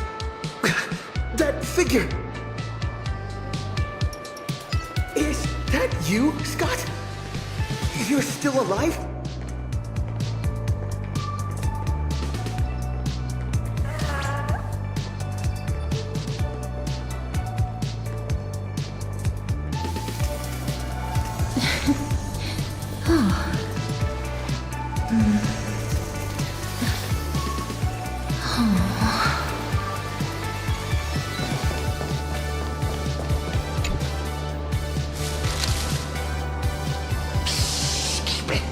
For crying out loud! Can't you see I'm in the middle of a secret mission here? Thanks to your immense generosity, I, Scott, have come back from death, and now I'm back to repay the favor! And this is... Oh, almost forgot. This is an old acquaintance of mine, Mr. Scott. You're the IPC victim from the bloodbath in Duckbrook. So, Mr. Scott, how exactly did you survive? Wasn't it all thanks to you screaming about getting revenge for me in front of everyone?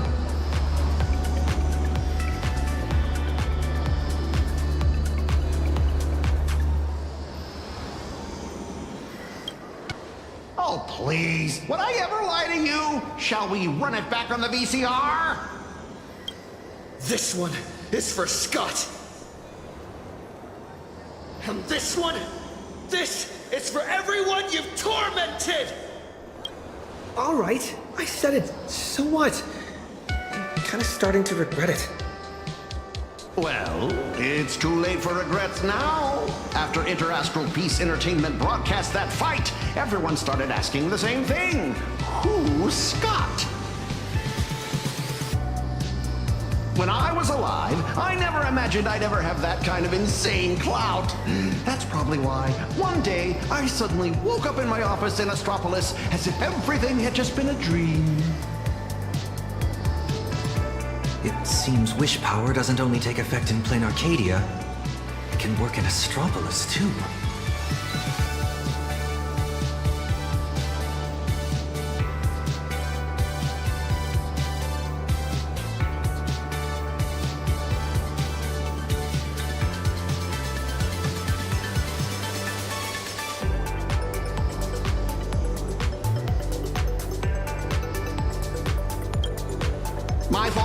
I've been rambling on about everything except what actually matters. But how lucky am I? I just got back from hell, and already I have a chance to repay your kindness. Madam Jade asked me to share what I know about Arita with the two of you. So, Mr. Scott, you know of Arita's whereabouts? Of course! The many secrets of Astropolis are practically pinned on a public bulletin board for a wallflower like me, someone who can slip through walls and go completely unnoticed. I sneaked a peek at Arita's secretary's shredder and pieced together his itinerary.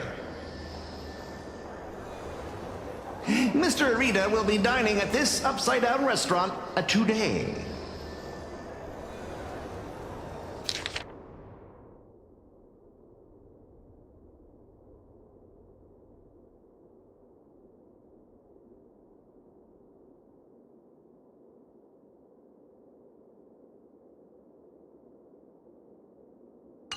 In that case, what are we waiting for? Lead the way. Who would have thought your single act of kindness would transcend worlds and come to our aid? That was hardly some act of kindness. I should have kept my mouth shut.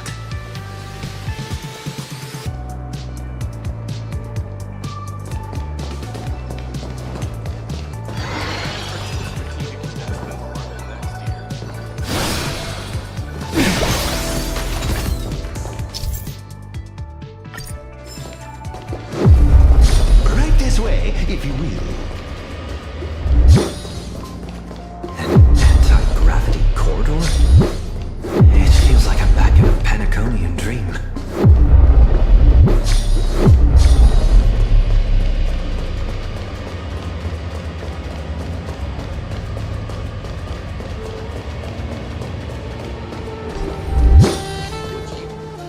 Even back when I was still alive, a place like this was a rare splurge for me.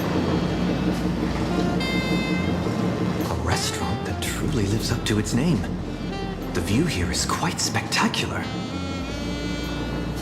In Planarcadia, whenever the stock market fluctuates, plenty of people will head up to high places for a little mental recalibration. Does Astropolis share the same custom?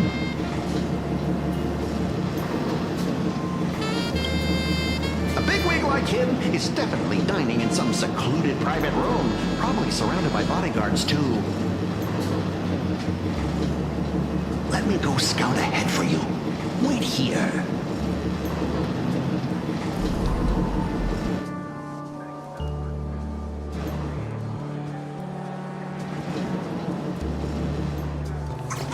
Welcome. May I ask, will you be dining with us or just stopping by for drinks?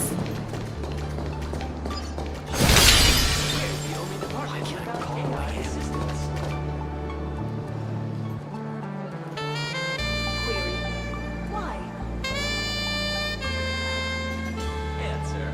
Because we are the AI assistants.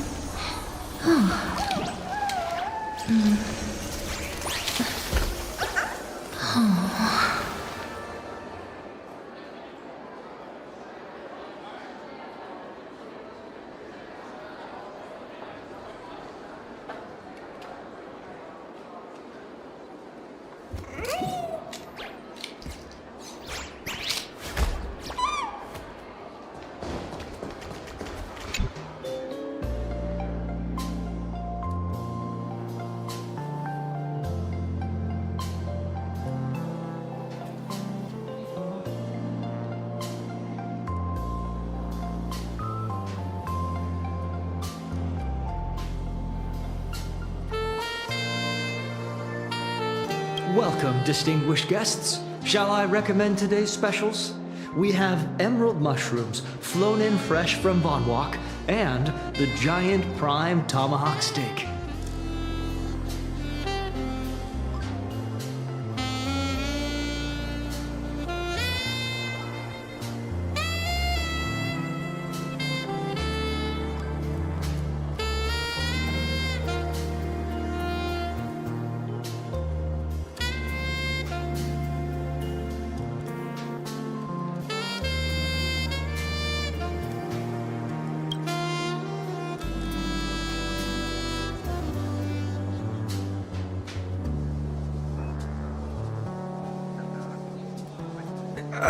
I'll have this, and this. We're not here to eat.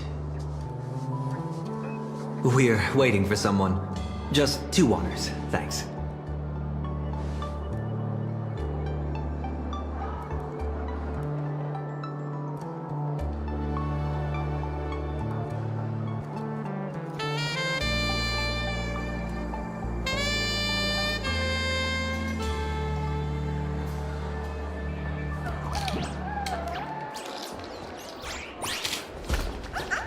Wait a minute. Is that Asta? It's only been a minute. How did he just vanish like that? Strange. They're on...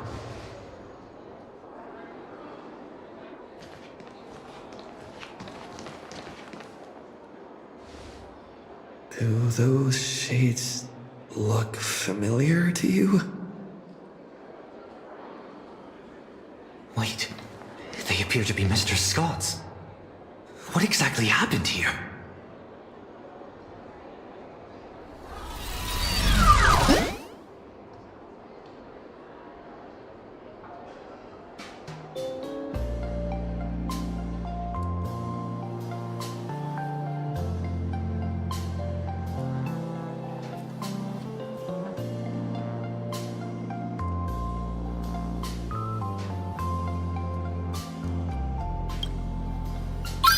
Mr. Taravan has concluded his meal.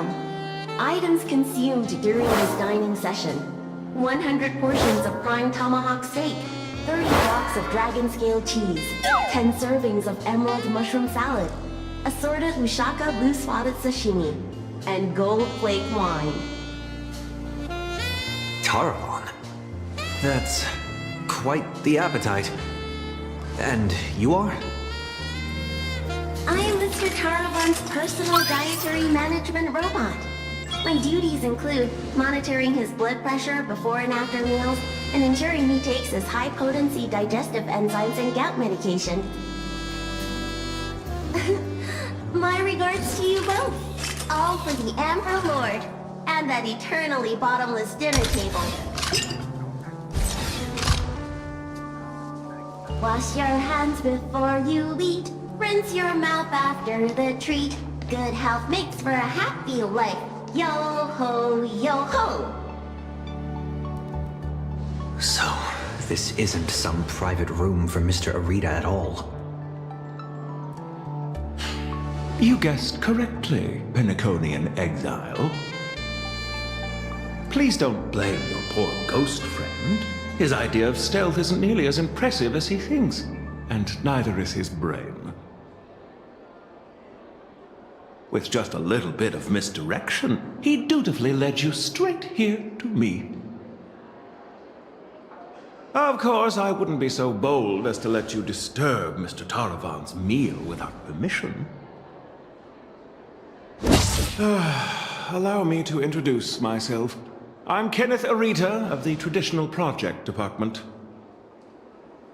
Traditional Project Department?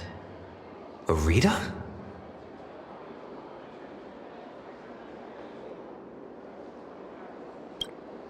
Oh, why, of course not. I'm merely an adopted son, fortunate enough to bear the old gentleman's family name. If you think of all of Astropolis as one big sprawling family, then I'd be the butler of the household.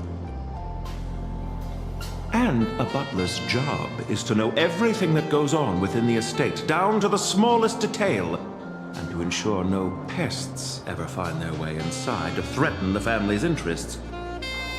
I heard that the Astral Express had arrived in Astropolis, 3 nameless bringing a flock of refugees to beg for aid. Curiosity got the better of me, so I decided to come and take a look. And the result turns out to be disappointing. I'm sorry. There must have been some misunderstanding between us. Mr. Kenneth, we have an extremely urgent matter and would like to request an audience with Mr. Arita. Mr. Arita has already made his position clear to everyone. no lobbyists. The lady from the Strategic Investment Department behind your visit should know that all too well. My father taught me that at the heart of every deal lies one thing: respect. But that lady showed no regard for Mr. Arita's wishes, sending bumbling spies, reckless lobbyists.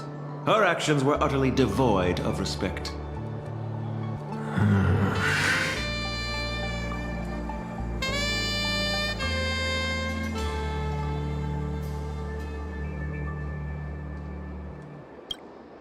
Kenneth, we're not spies, nor do we mean to offend you. We're just a group of desperate people with nowhere else to turn.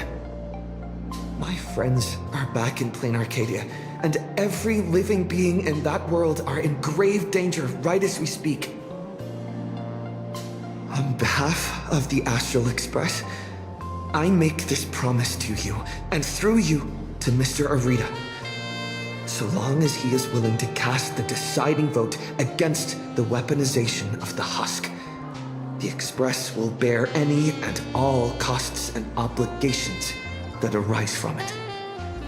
Please, make sure this promise reaches him.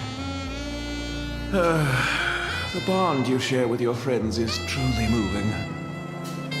However, I'm afraid I can't do that. As for this spy right here, I can give him back to you.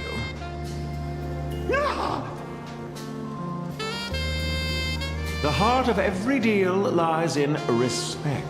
Chew on that. I've said my piece. Ugh, Taravan, that bloated pig. Weaponizing the voracity? Why not just weaponize himself instead? Save everyone the trouble. So, what do we do now?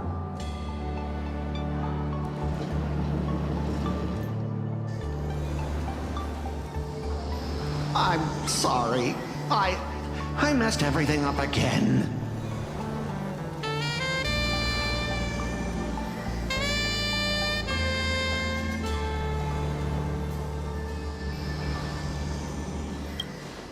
An unfavorable opening, to say the least.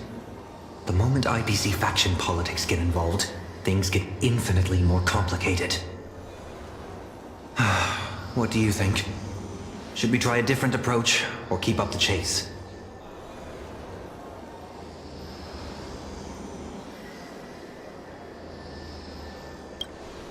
But where exactly is that hope you're referring to? The heart of every deal lies in respect. Is Kenneth trying to tell us something? Respect? Since when has the IPC ever treated anyone with respect? Setting everything else aside, my higher-ups are each more ruthless than a wolf, which is very much in line with my family motto, no friends, only prey. Who knows? Maybe we're even distant relatives? A wily old fox like Arita, does he even know what respect means? The only way he'd ever bow is if Louis Fleming crawled out of his coffin, I'd say.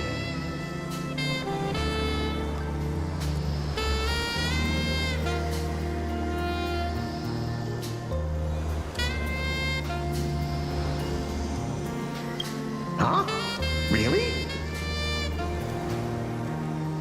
True respect comes from having the strength that others acknowledge. Just like how the Strategic Investment Department respects the Astral Express, Kenneth is telling us he wants to see what we're made of. I see. But what do we have that could earn his respect? Trying to bribe him would take wealth on old Odie's level to sway Arita. As for using force, that would be exceedingly unwise on IPC ground.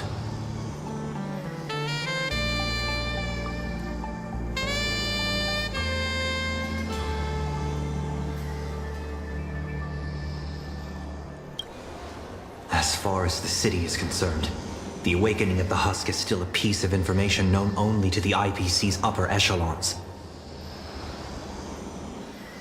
but Astropolis isn't home to IPC executives alone. It's also teeming with envoys, magnates, and officials from member worlds across the pan-cosmic trade system. Exactly. The crisis Planarcadia is facing right now is going to seriously shake their confidence in the IPC. What's that old saying? When one limb suffers, the whole body feels the pain. So, once we release this information to the public, the IPC's stock price is going to be thrown into turmoil. We don't necessarily have to convince Arita. We can use information the way Fullwish did. Once you start learning from the enemy, it's hard to stop, isn't it? So, we leak this to the press and turn this little internal scheme into an external risk that the IPC has no choice but to deal with.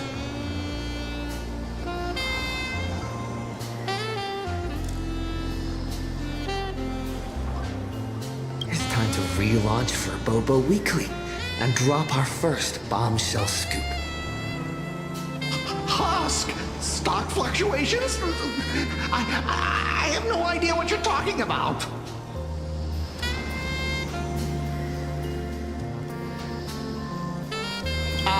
I think I'll pass. I just got a new lease on life, and I'd like to enjoy it for a few more days. Anyway, I gotta run!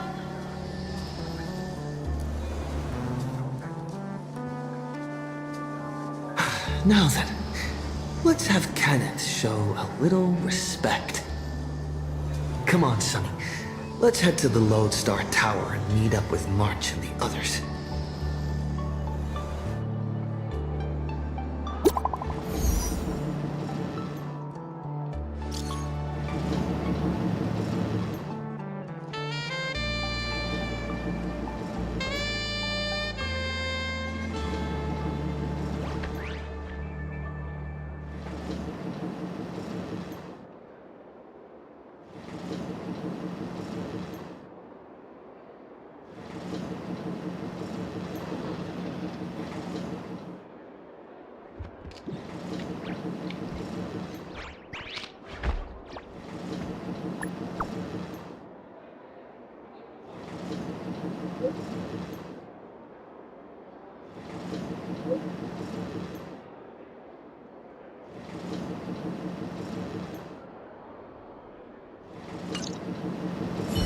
March 7th? Disturbing the peace? What? Oh, you gotta be kidding me. We can still make it in time if we make haste.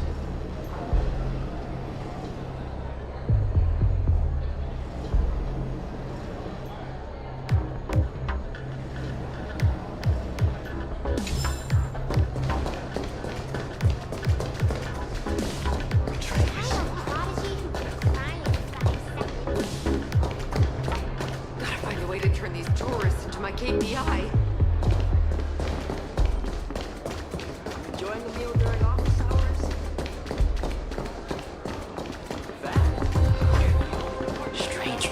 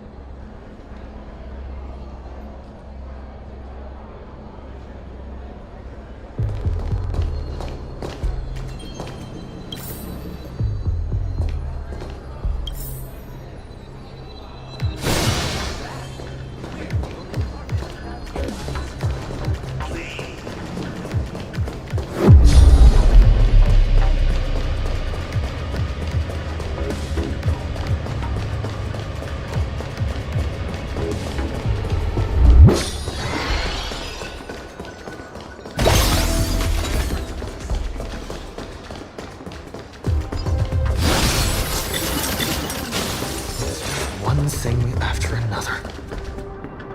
Is Kenneth creating obstructions for us? No way. He left us a hint.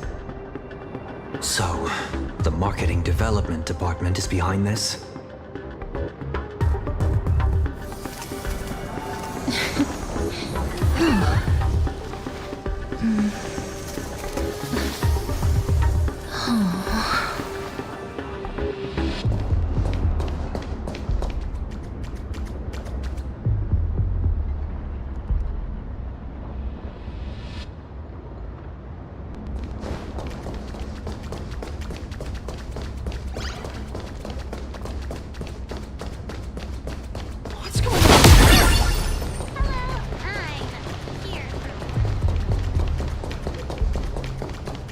I see them. They're right there. Why are there security forces here? Disturbing the peace? Is this a mistake? We are guests invited by Madam Jade of the Strategic Investment Department. Is this really how Astropolis treats its guests? Your entry permits are verified and valid. However, the laws of Astropolis are jointly upheld by the 7 major departments. No exemptions are granted based on the invitation of a single senior executive.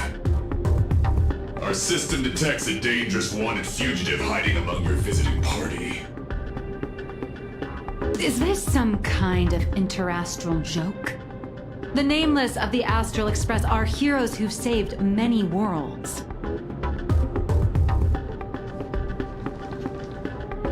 This is bad. We need to go, now. Target identified. Sunday, former head of Penacony's Oak family. Currently a high-priority wanted criminal of the family. Charges include severe endangerment of cosmic order and security. Since when does the IPC hunt down wanted criminals for the family? In accordance with the Pan-Galactic Civilization's Judicial Mutual Assistance and Emergency Extradition Treaty, IPC security forces are authorized to subject dangerous fugitives to preventative detention to ensure segmentum stability and fulfill treaty obligations. It appears explaining myself is entirely pointless now. Excuse me, I am not equipped with a dreaming module. You have selected the most unwise course of action. Violent obstruction of the law. Warning, disarm immediately. Non-compliance will prevent us from guaranteeing your right to life. That's the stuff. Clashing with the local authorities every 3 stops of the way. How familiar.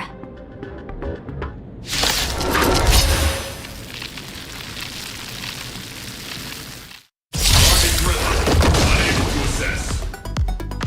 Requesting lighthouse support. Requesting lighthouse support.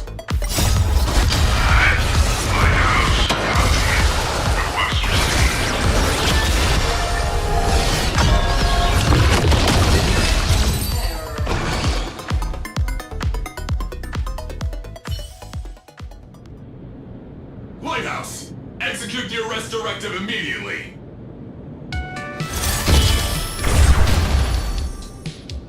Tip it, tin can. You're making my brain hurt. Huh? What's going on? Why is he taking down his own people? All right, stand down. I'm not here to cause trouble. Here, this is a special access pass. Its clearance is a few grades higher than that outdated arrest warrant of yours. I'm taking them with me.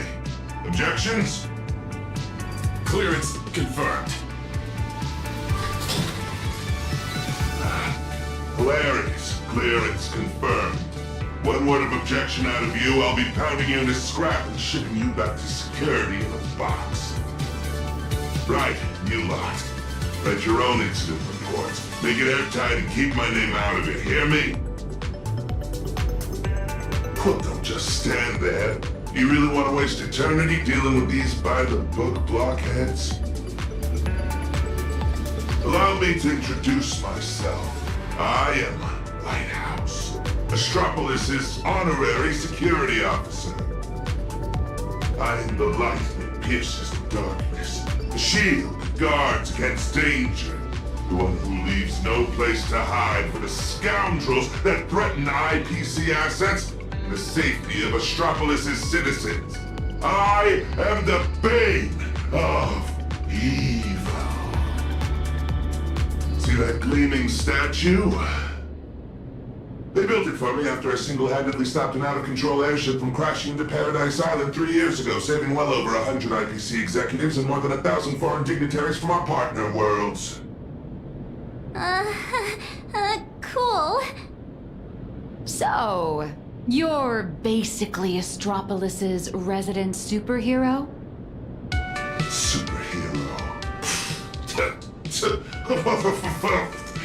I'm no different from the influencers swarming this city. I can't hold a candle to the nameless of the Astral Express. At the end of the day, I'm just a corporate grunt running errands for the bigwigs. Someone sent me to bail you out. As guests of the Strategic Investment Department, you all have free reign in Astropolis, with the exception of that Belovian young bastard over there.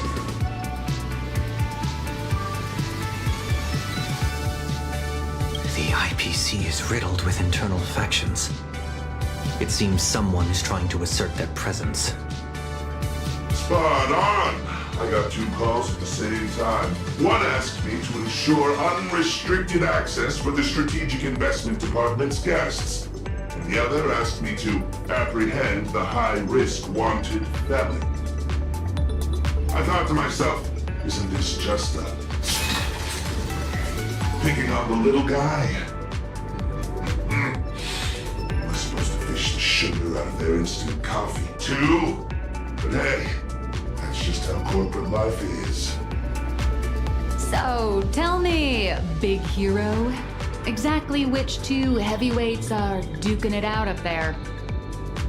On IPC turf, some questions are better left unasked.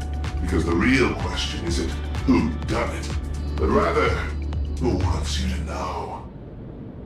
And I obviously haven't received the directive to tell you. To think my past mistakes would catch up with me right here, right now. You two, I'm very sorry. Imposing my presence here will only burden you. So be it. No need to worry, Mr. Lighthouse. I will leave Astropolis. Immediately. Where could you go at a time like this? I'll return to the Express and warp to low orbit above Planarcadia. There I can use the Express as a comms relay. We need first-hand intel from there.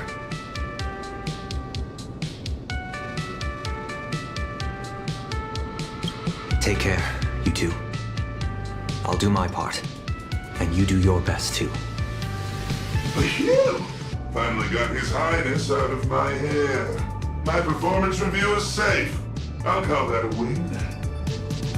Honestly, I never want to set foot in this dump ever again. It's truly my greatest honor that you nameless are so willing to cooperate. By the way, I hear you're heading to the Lodestar Tower. Please, allow me to escort you the rest of the way. I guarantee no one else will come looking for trouble. Escort. Or surveil. In Astropolis, surveillance is a public service. Me, I'm just the optional companion package with a more personal touch.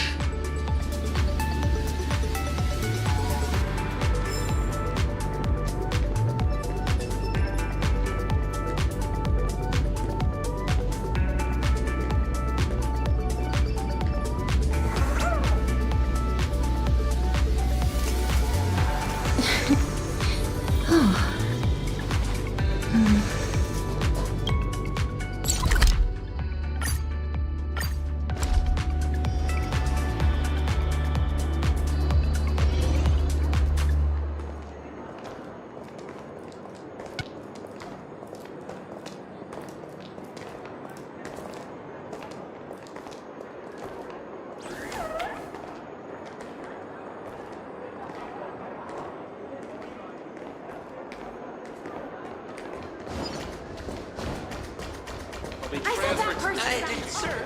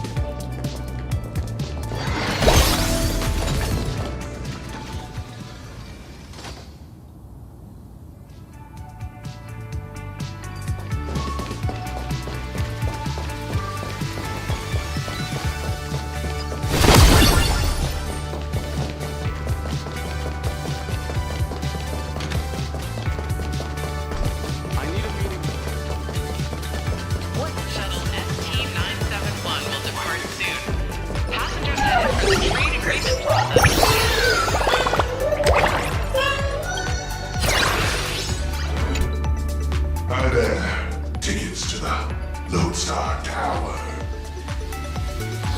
Mr. Lighthouse, are you heading up too? Are you on another important mission? Just a routine patrol. Escorting these friends here while I'm at it. Duty calls. I knew it! With you around, Lodestar Tower is in good hands. Here are your tickets! And thank you again for what you did on that sightseeing boat, for saving my child. Don't sweat it. I was just doing my job. All right, we've got the tickets. Let's move.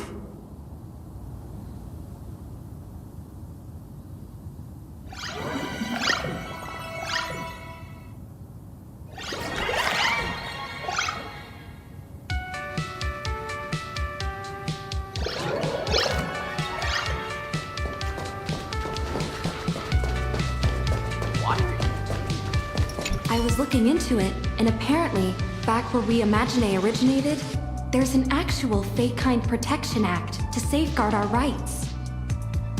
Must be nice. Just because we light paws are fast doesn't mean they can keep dumping all these super urgent takeout orders on us. When I make manager, I'm definitely submitting an Imagine Protection Accord to the board.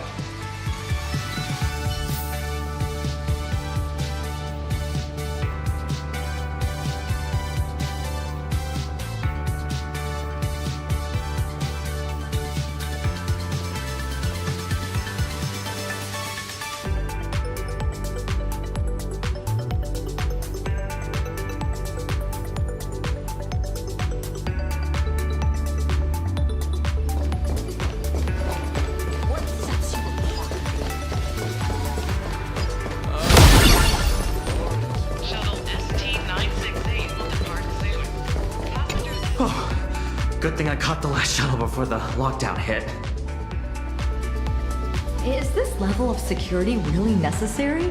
Half the board and department heads are just dialing in remotely anyway. I heard some rumors. Apparently something big happened again.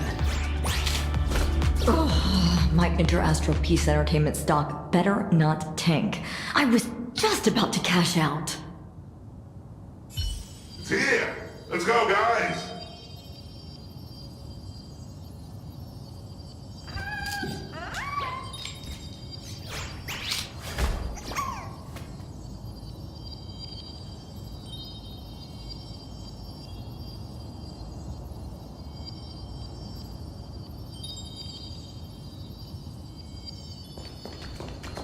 Shuttle ST-969 will depart soon. Passengers headed for Paradise Island. Please prepare for boarding.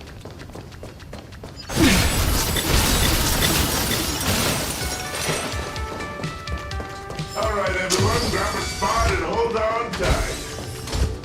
This little hover saucer is gonna coast along the tow track. Skylights open. Nice view, eh? Even the most spectacular views get old when you have to stare at them every single day.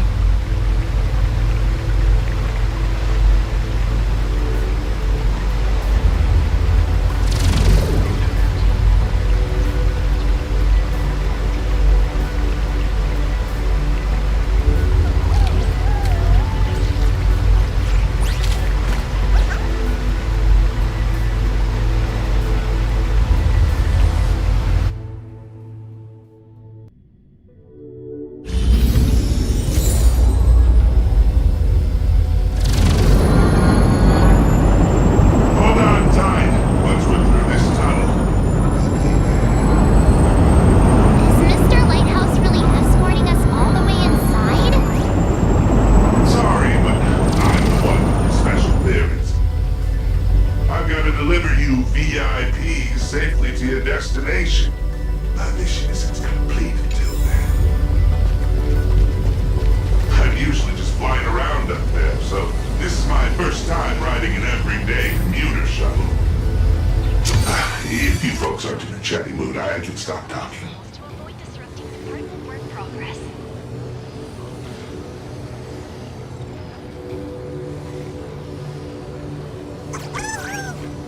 Oh, it looks like a needle from the outside. But once you're inside, it's actually massive. You're looking at least 100,000 people buzzing in. Good idea. I've been sick of these flopping monitors for ages. Don't sweat it.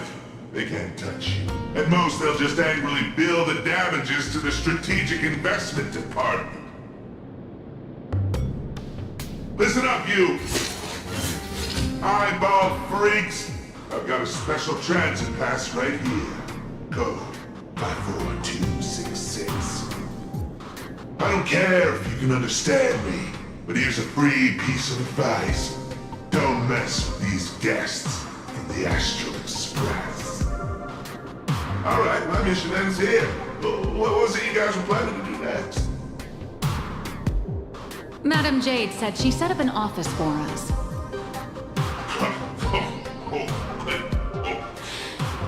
Then just go say hi to the receptionist and drop Madam Jade's name. Assuming none of the bigwigs decide to trip you up again, of course. Good luck out there. I've got a patrol to get back to. See ya, Mr. Lighthouse.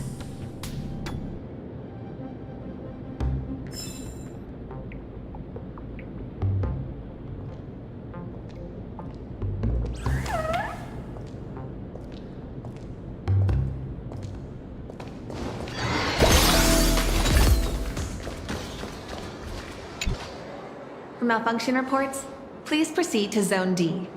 For visitor pre-registration, please submit the online form and expect a processing time of at least 3 business days. For lost items, please contact security at extension 114. Hi there. We're guests of Madam Jade from the Strategic Investment Department. She said an office was reserved for us. Understood. One moment, please.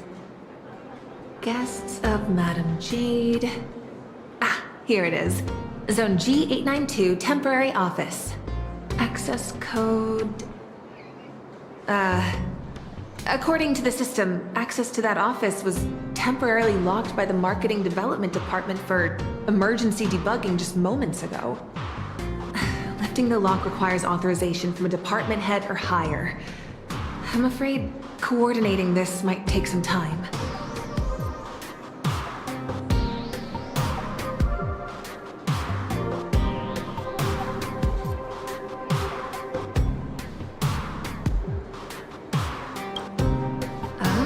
Let me check.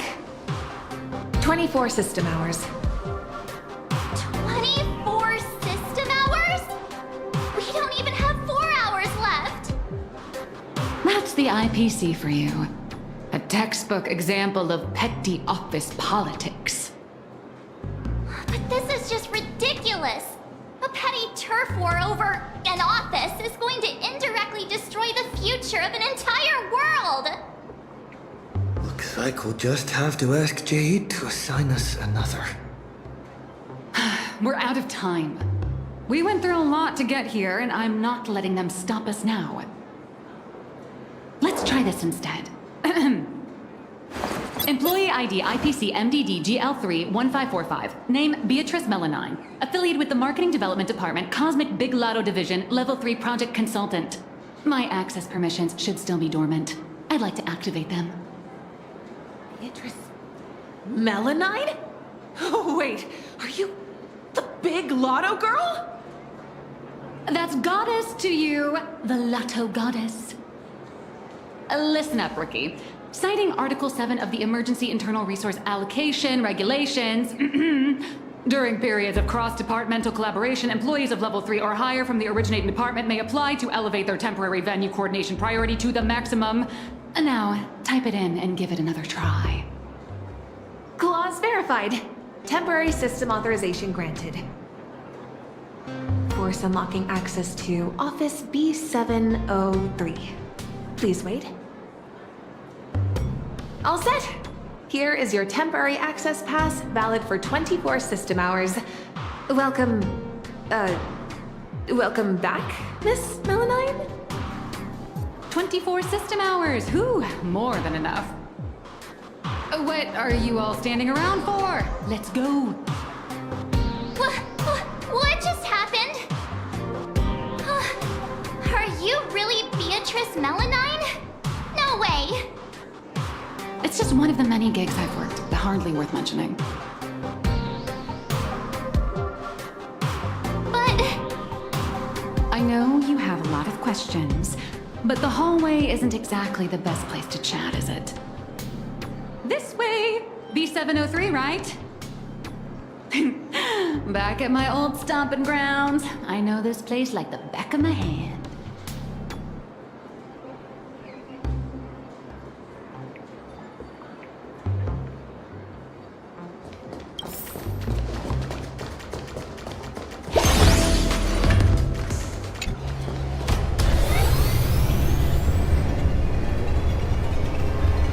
This elevator's taking forever! How many floors does this place even have? The Lodestar Tower tops out at 6,622 floors. I'll never understand why they built it so ridiculously high.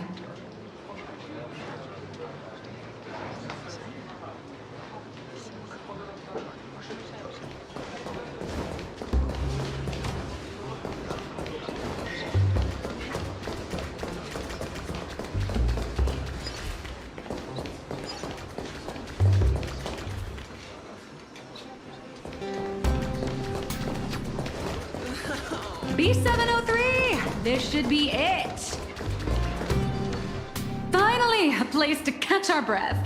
So, you two, should we kick things off with a pre-battle briefing? Or would you rather get those burning questions off your chests?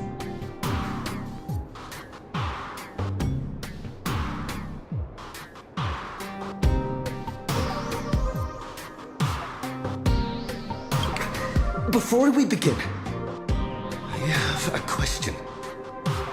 From the day we met, your identity has changed constantly. President of Robobocom, an employee at Perlux, a deadline-dodging comic artist. And now, you're the IPC's Lotto goddess? So, Miss Nihilux, who are you, really? Before I answer that, I need to ask you two one thing. You're willing to trust me, right?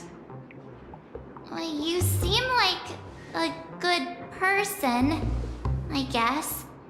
But if you don't give us some straight answers, he and I are gonna have a hard time trusting someone who's always keeping secrets.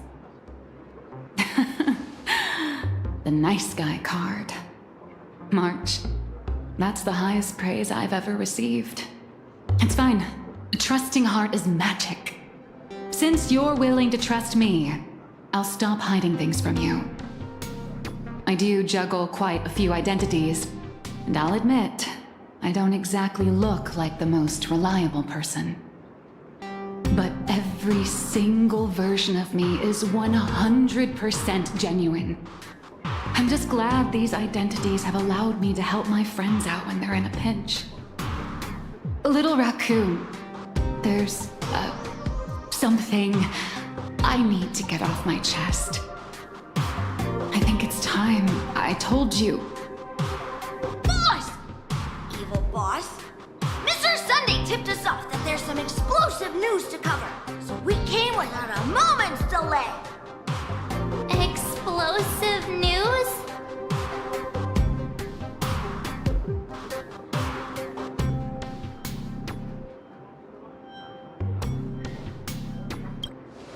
No, it's nothing. Let's save my story for later. Once I start talking, I'll just ramble on, and we don't have that kind of time. Let's focus on the life or death situation in Planarcadia first. Sunday and I have an idea on how to get an audience with Arita.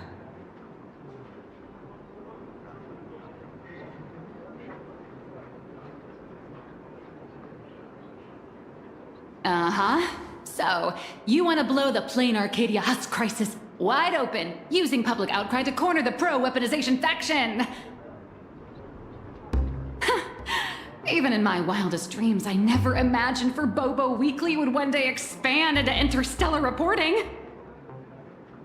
So what are we waiting for? Let's drop this bombshell in every reader in Astropolis right now!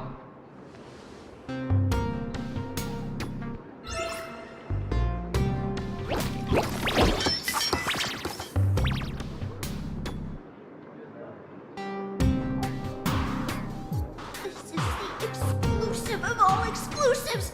The bombshell of all bombshells! Beep boop! Are we really gonna publish something like, IPC higher-ups want to turn a planet into a weapon?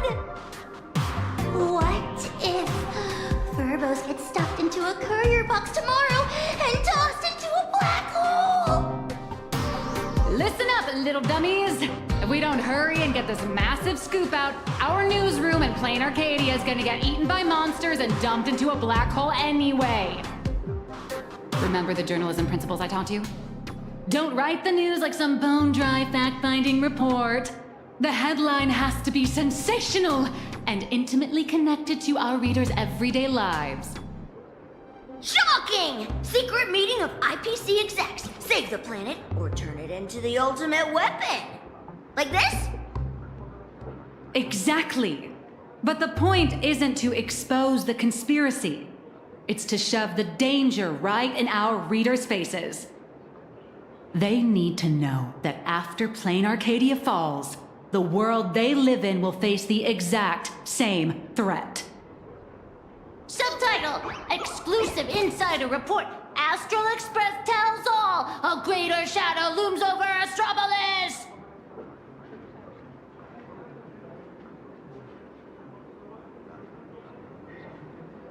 I got it! We can also add a poll question to the article like, do you support in-campus rescue or weapon modification? Maximum interactivity! Nice.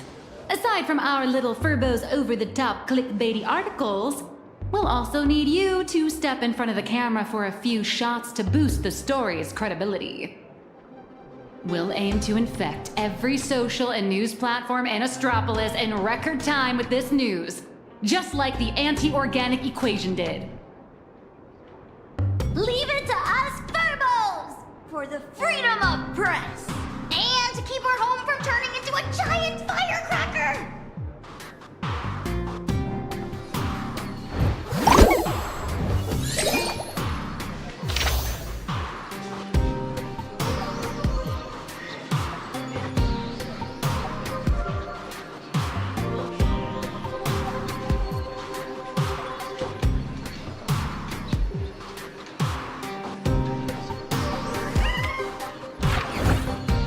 The news is out! The Furbos blew their entire marketing budget buying up prime ad space and sponsored trends across all platforms. Now, all we have to do is wait for it to gain traction.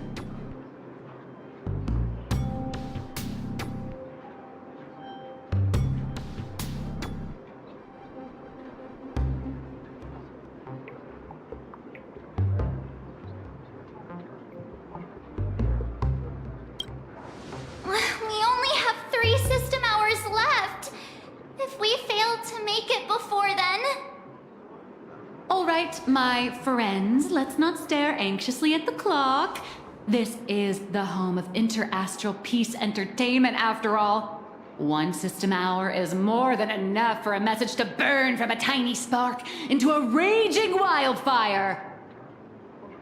Given the endless roadblocks we've faced so far, I'm having a hard time relaxing. Do you think the IPC's PR risk department will immediately take action and silence us? Miss March, please don't say another word, because I think you just jinxed us! Huh? That fast? Aberrant data detected! The initial click and share metrics across all major platforms are skyrocketing! But none of the related discussion topics made it onto the trending list! It's like hitting an invisible wall! The IPC is definitely pulling the strings!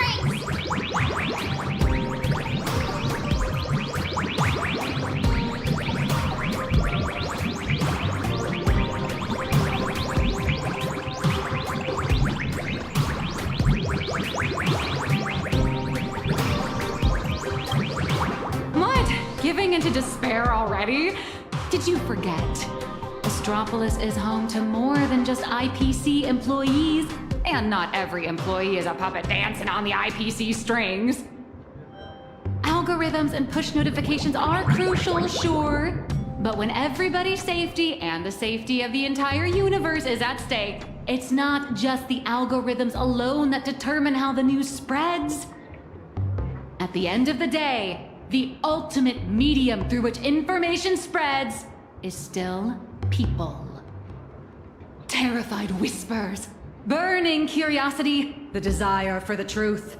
These will all run rampant in break rooms, cafeterias, and on commuter trains, all through the oldest and most effective method there is, word of mouth. The IPC can bury trending searches and throttle notifications, but they can't wipe every private message. Nor can they stop people from wondering what if in the back of their minds. All we have to do is make sure this first spark is bright and true. And the little furbos have already nailed that part. So, what do we do next? That is a question the IPC itself must answer. The fire has been lit. Putting it out is their problem. I guess the most dignified and foolproof approach would be to come straight to the source of the information and propose a partnership.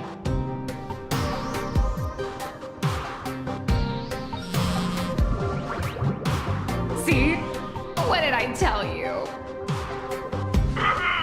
Esteemed Trailblazer, Miss March 7th. Hello there, it's me, your old pal Albert. The higher-ups have seen the bombshell news you just dropped.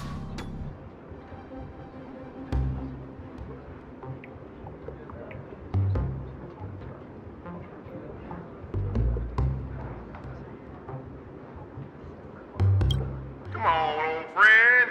You know how it is. Obviously, some big boss from up top. So, they've decided to set up a special last-minute interview session just for you at the Panorama Hall inside Lodestar Tower.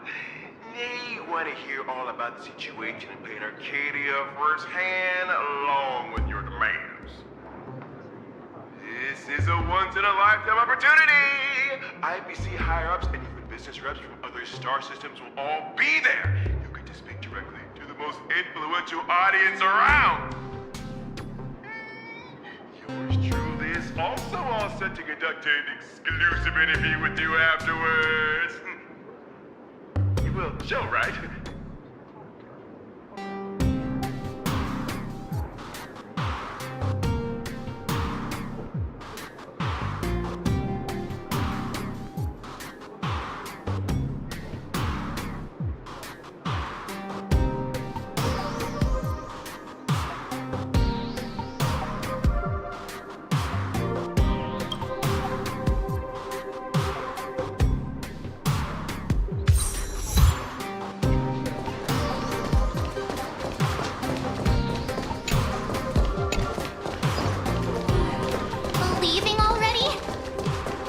No time to waste. I need to move now. Good luck. Panorama Hall should be around here. So many screens. Welcome, Trailblazer.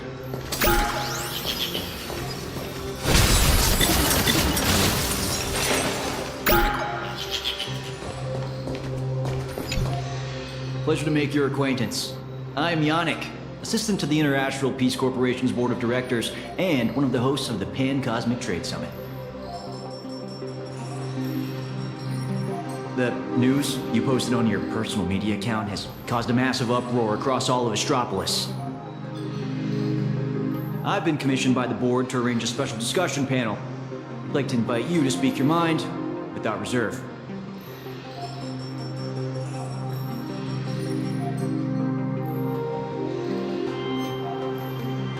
Every single one of them, sir. I represent their collective will. A few IPC executives, along with trade ambassadors who traveled here from other star systems. I have to speak to all these people at once? There's no need to be nervous. Most of them are only here to listen. Everyone's closely following developments in Planarcadia and the Veracity Husk.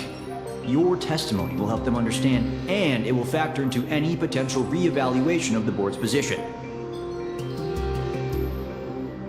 If you are ready, please, follow me to the central platform.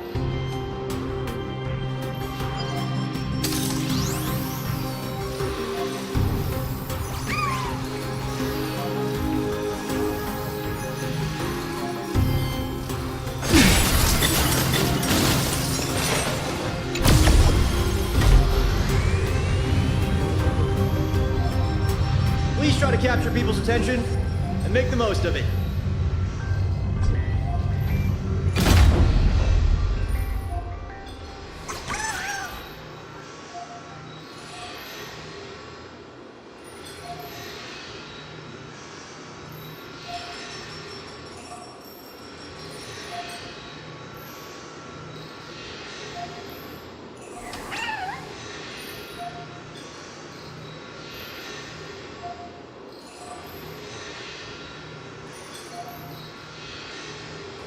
Today's meeting agenda is... Everyone please quiet down. A messenger from Planarcadia, nameless of the Astral Express, is here. At present, aside from Zazad and Diamond, who are absent due to scheduling conflicts and other unforeseen circumstances, the heads of all 7 IPC departments have remotely connected to the Pan-Cosmic Trade Summit venue. According to the pre-meeting briefing, our agenda today is an inquiry and statement of position regarding the Planarcadia Husk crisis. Don't panic. Seize this chance to get your demands across to these IPC executives. I am sure you have all seen the news regarding the situation. I swear on the honor of the Astral Express that everything I say is the truth. I am here to deliver a plea on behalf of everyone still fighting in Planarcadia. I seek to invoke the power of the preservation to encanvas Planarcadia once more, buying us more time against the Husk's breakthrough. I hope the executives holding voting rights will consider the future of Planarcadia, as well as the worlds of all the envoys present here today. This is true. Are you serious? Let's start with this. The husk has been sealed within Planarcadia for over a millennium. Why did it suddenly spiral out of control?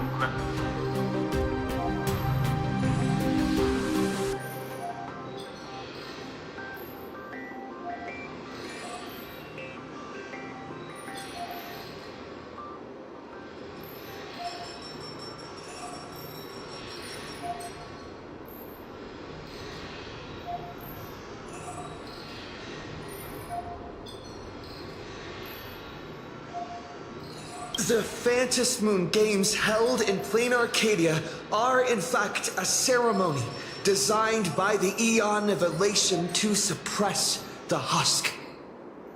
Unfortunately, despite our best efforts to stop him, Lord Ravager Asat Pramad managed to disrupt the ceremony. I understand you're anxious, but I think you're being alarmist. You're telling me that in 12 hours, the constellation star zone, where Planarcadia is located, will be wiped out? Do you have any proof to back up your claim?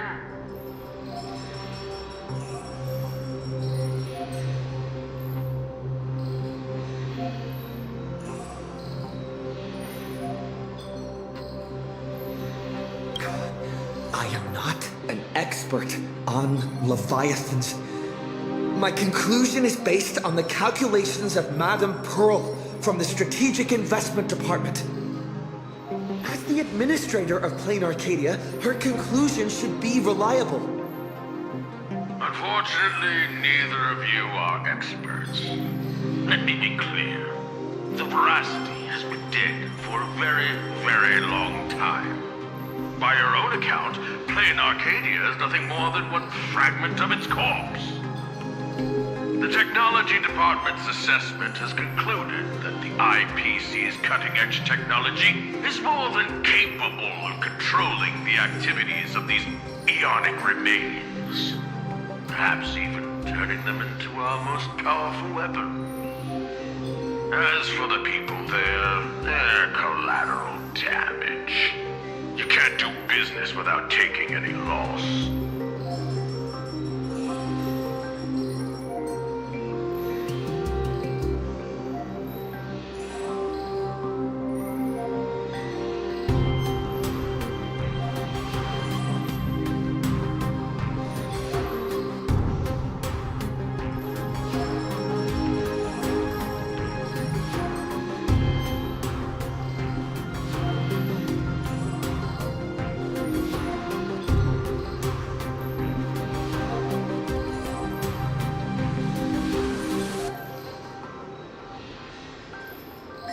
Mr. Taravan, what are you saying? If you adopt the Technology Department's proposal, wouldn't you be abandoning Madame Pearl, along with all the survivors? Isn't Planarcadia part of the IPC's trade network? What happened to the spirit of preservation the IPC preaches? You've just told every trade ambassador in this room that the IPC's protections and treaties are worthless the moment disaster strikes. Esteemed ambassadors, I ask you, when the next disaster descends upon your worlds, can you trust this person standing before you to help? Don't bother with the theatrics. Of course they don't trust me. Or should they? They're here for business. They're here to sell their manpower, resources, and technology. They're here to trade their planet's blood for sky-high amounts of money.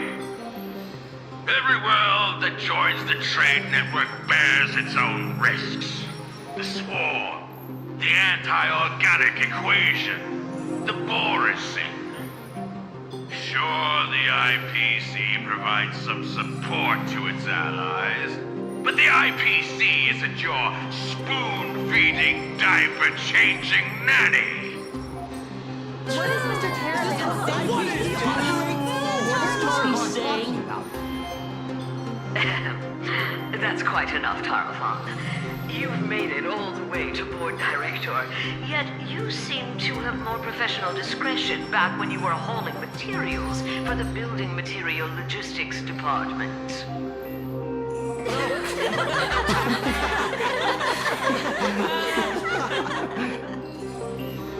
Feeling amused? Oh, you lot are pathetic. Weaponizing the husk is the most effective, technologically sound solution to the crisis right now, bar none. Representative of the Astral Express, you should be well aware that the Strategic Investment Department's proposal has one fatal flaw. And canvassing Planarcadia merely hits the pause button on the crisis. It doesn't end it.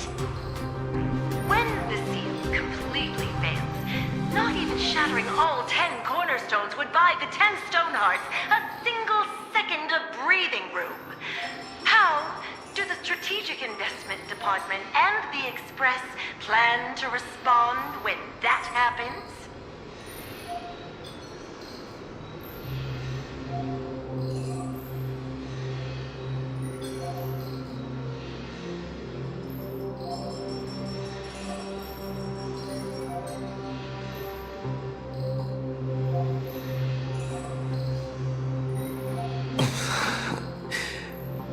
Everything happened too fast.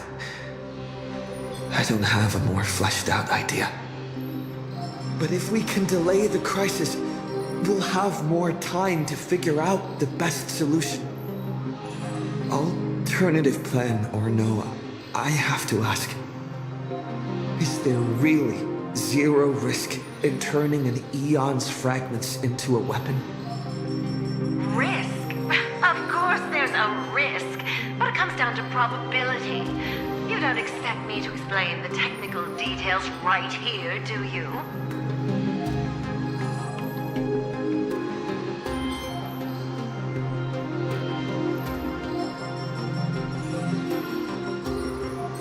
Yes, it comes down to probability. You may think that a chance buried several decimal places deep is effectively zero. But have you ever faced an enemy that can truly manipulate probability? I have. Lord Ravager Asat Pramod. He can make guaranteed hits miss their mark and turn a 1 in a million disaster into an absolute certainty. You think the risks are under control, but against him or another higher being like him, it's nothing but an ignorant delusion. You certainly can turn a blind eye to the odds and hit that weaponized button. But when that probability turns around and devours you, will you be ready for it?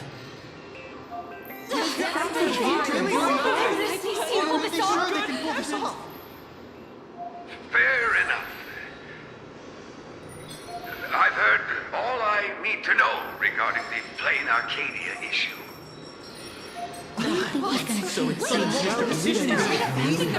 canvassing proposal for Planarcadia?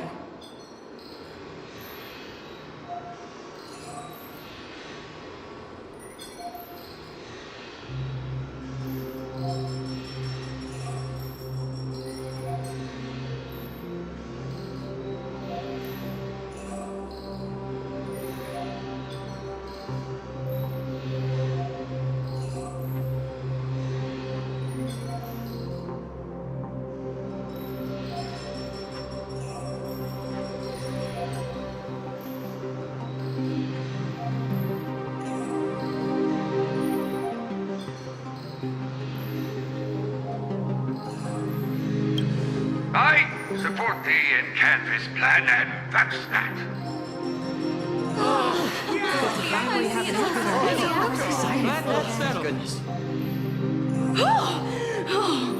Too bad Zazad and Diamond didn't show up. That was exhilarating. I'm guessing they already knew how this discussion was going to end.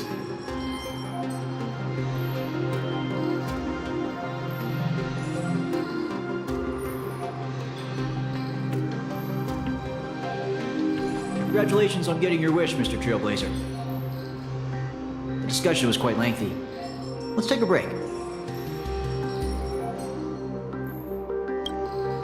We actually convinced Mr. Arita?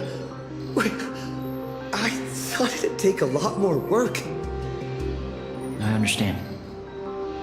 In certain moments, a matter of life and death can carry the exact same weight as a speck of dust. Until the dust settles, people are bound to feel a lingering sense of unease. But The truth is, you've been fighting for the right cause. And you've succeeded in moving it forward. Hey, remember your old friend, Albert? He's been following the summit from start to finish. Perhaps during the break, you could head over to the Keeping Up with Star Rail studio and update the audience on the results of the discussion.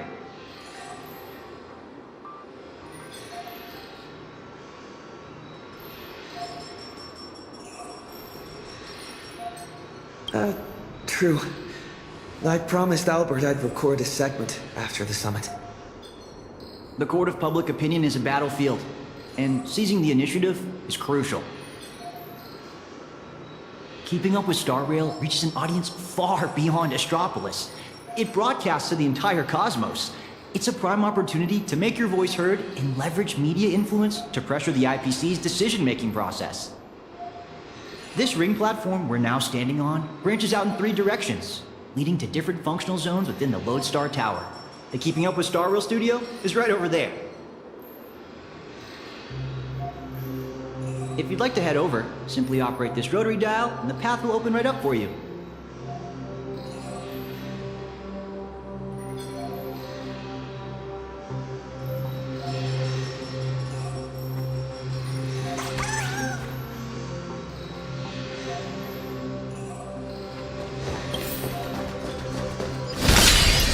They might need to be careful about the optics because of Pearl, from what I heard.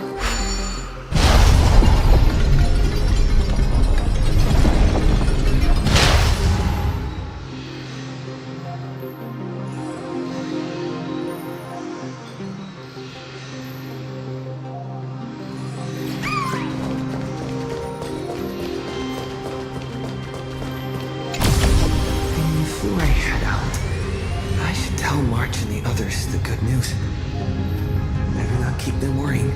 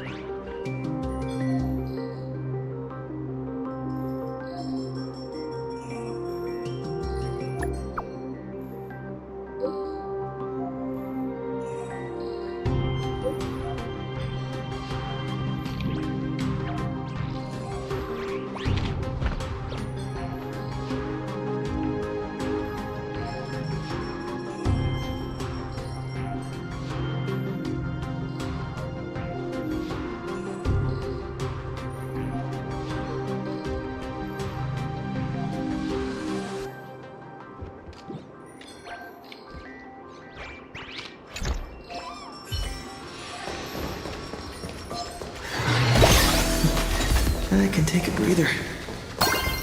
Next up, Albert's interview. Or the studio. Seems like there's nobody around. You the Trailblazer? Hi, here for the Keeping Up with Star Rail interview? Oh, right. The host should be here soon. Tell you what, why don't you take a seat in the studio before the interview starts? See that control panel over there? Just give it a press and the studio will automatically rise up.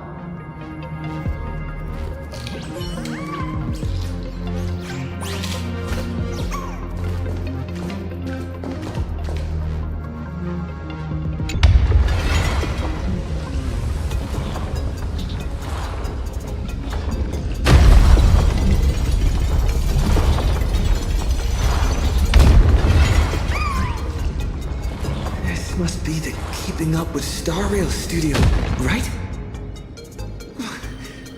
Just how many show studios do they have in this place?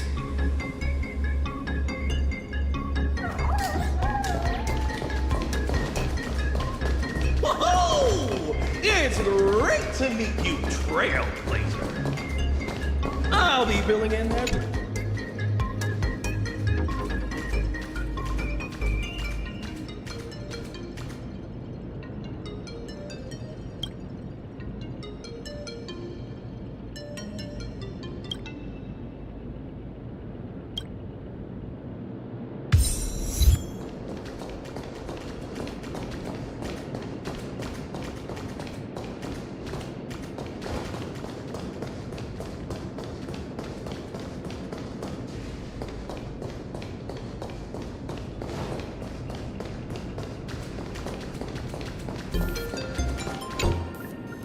Albert isn't coming?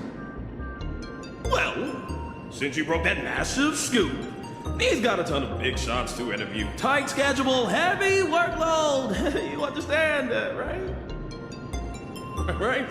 And, why don't we go ahead and start recording? He, the Amos of the Astral Express, the hero who saved Ampharos. Huh?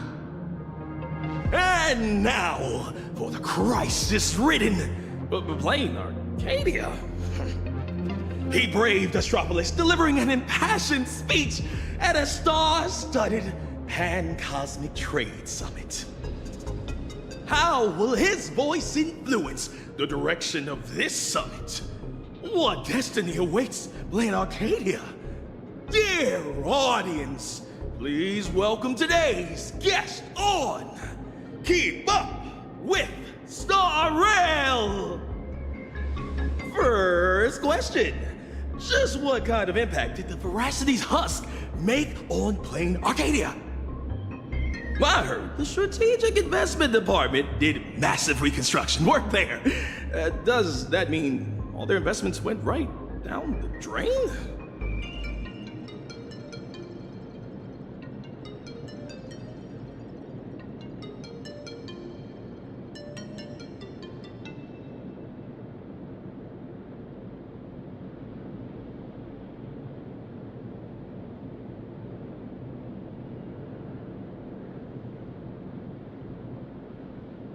You make a great point. Whatever's going on over there, at least one thing's clear. Retirement-related investments have definitely gone down the drain. Why do you ask? Well, an apocalypse obviously tanks everyone's life expectancy, so healthcare brands have absolutely no future.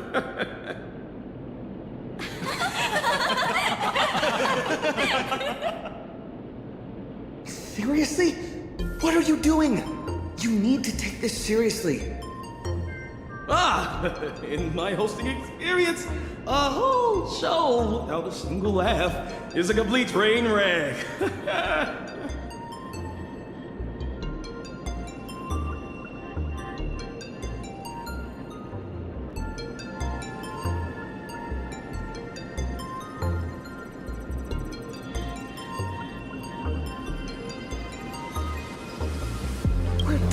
About the existential crisis of an entire world. This isn't keeping up with Star Rail's style at all. Would Albert really hand over the hosting gig to a bird like you? Tell me, who sent you?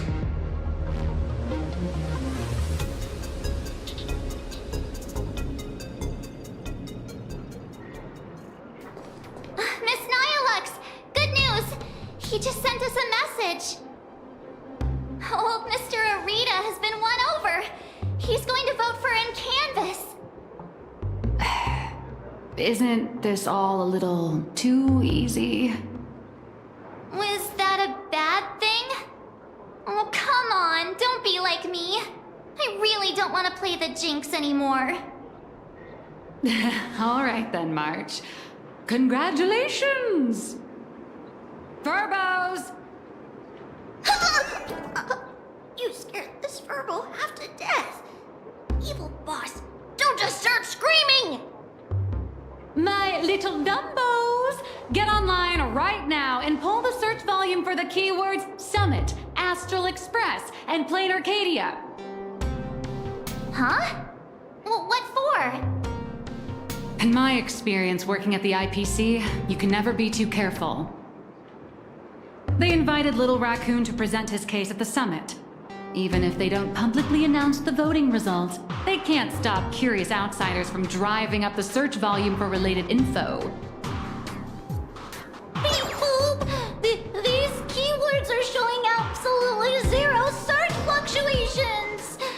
The search volume is so low it's sad. Oh, I've got a bad feeling about this. All right, let me check the scheduled meetings for today. Look at this! Today's reservation record for the Panorama Hall says, closed all day for internal equipment maintenance. What do you mean, closed all day? Isn't he supposed to have an interview there? Ah, I see. You've got some nerve, Oswaldo, to pull such cheap stunts before a magician. Magic? Yeah. An elaborate high-budget display of commercial magic. Its goal isn't to solve the problem, but to buy time. Using a highly convincing executive debate to stall our protagonist, tricking him into thinking hope is just around the corner so he'll quiet down and wait for the outcome.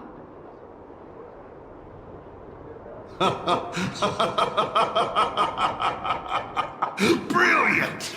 Absolutely brilliant! I was starting to think this little performance would drag on boringly until the end of the world. You old creep. You knew? Watching smart people walk step by step into a huge glaring trap is way more fun than pure destruction. So, how much time do you have left to write a slightly less embarrassing ending for this farce? An hour? Or only the relentless countdown to detonation? I need to message him right away. Miss Naya Lux, where are you going? I'm coming with you. No, March, you stay put. The marketing development department might be keeping a close eye on anyone going in or out of this room right now. I'm not part of the express crew, so I won't draw as much attention. Besides, I've got Beatrice Melanine's ID card here, so slipping in and out will be easier for me. Right. Mr. Assad Pramod, since you enjoy being a spectator so much, why don't you step onto the stage yourself? See firsthand how this farce you indirectly started goes completely off the rails.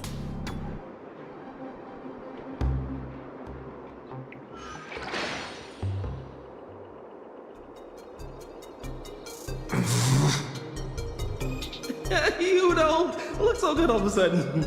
Are you tired? You all teamed up to play me like a fool. Uh-oh! Mission's a bust! I've gotta stall him for as long as I can. Or I'll end up like Mr. Albert!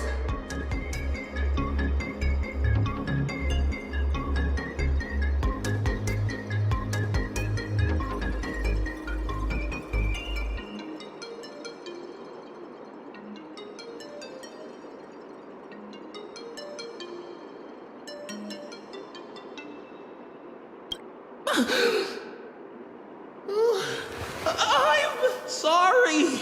I'll tell you everything. I'm just a lowly grunt in the marketing development department. They promised me a promotion and a raise if I could keep you here.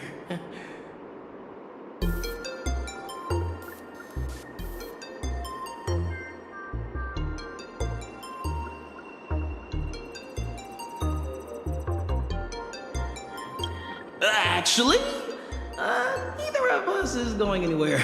They've locked down the entire studio and the corridor leading to the Panorama Hall. The doors won't open for anyone until the scheduled time. Fine. They went through all the trouble to set this up. I might as well grace the stage and crash the show.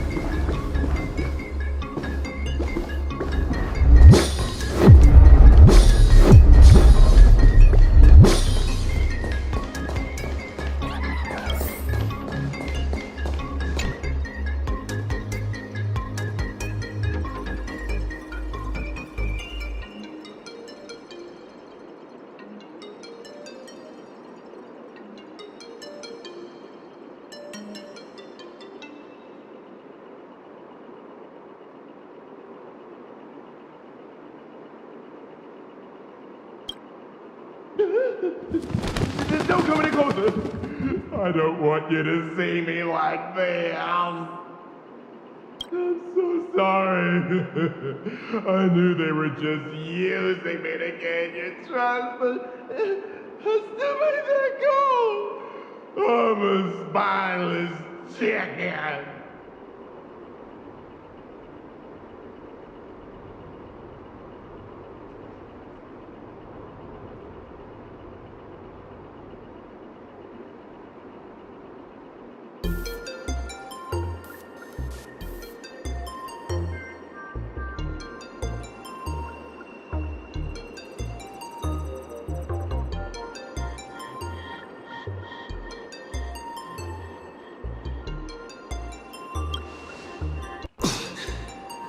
They locked the doors.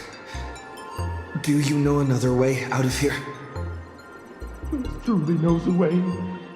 There's an express lane for clocking out right in the corner of the studio. Found it. I'll give you 2 passcodes.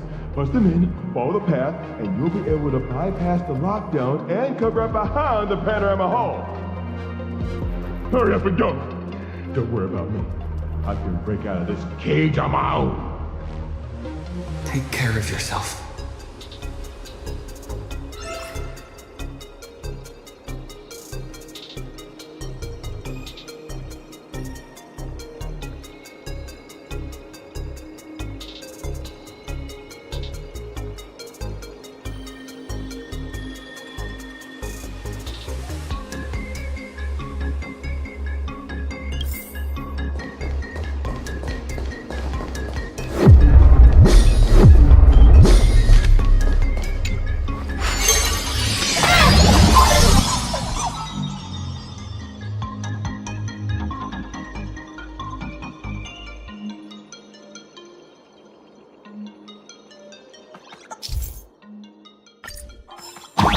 What the heck is this big donut?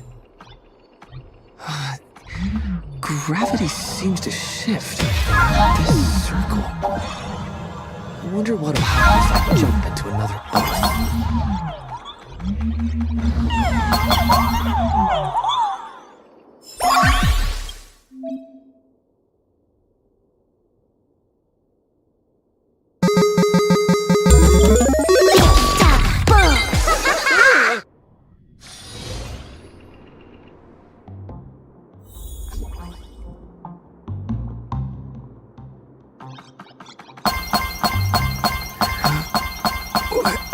Is this the hall from earlier?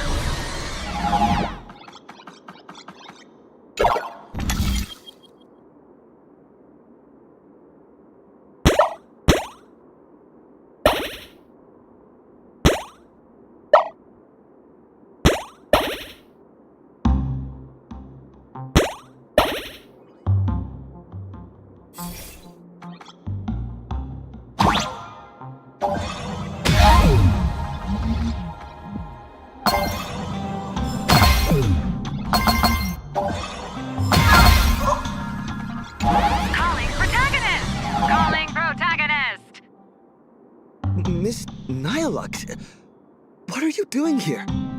I'll grant you access to all the doors locked. Let's meet up in the next room. How did you do that? Never mind. Doesn't matter.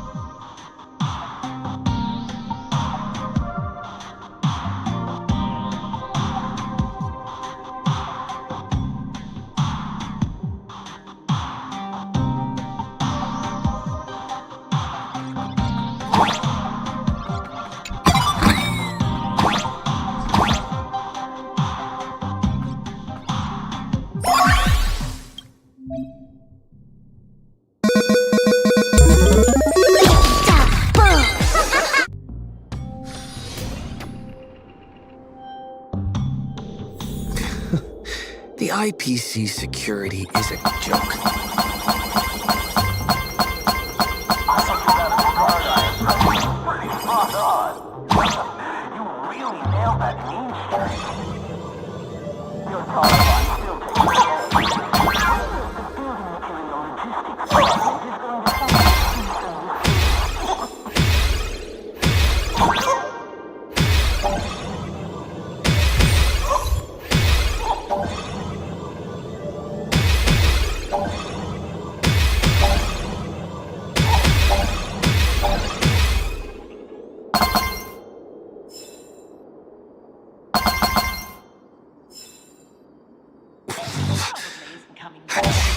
But effective trick. Judging by the time, I think our job here is done.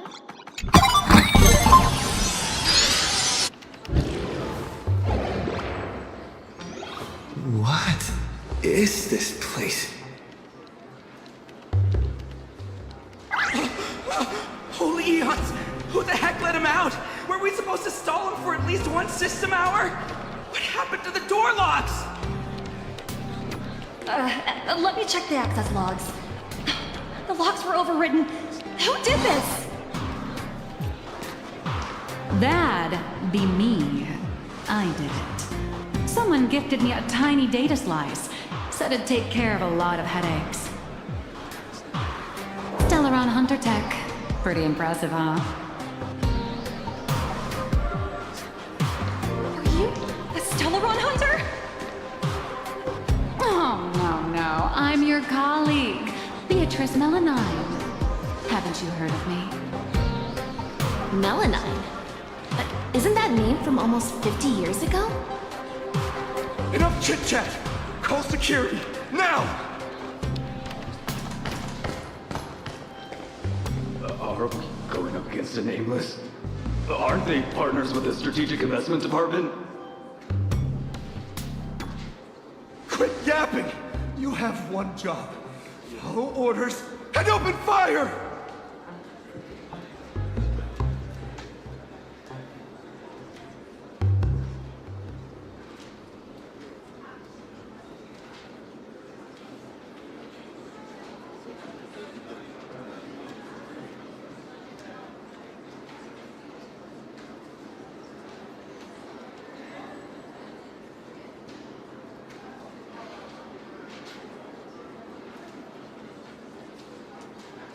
That's a wrap for your show.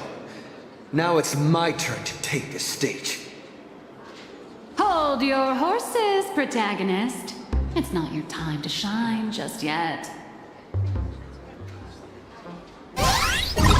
These small fries are filling. Let someone with a big appetite gobble them up. What the heck is that?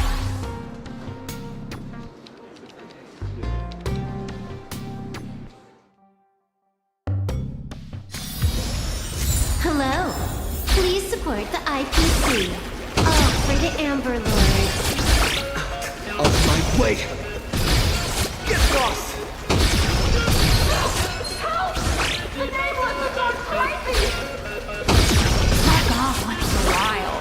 It's good for your health.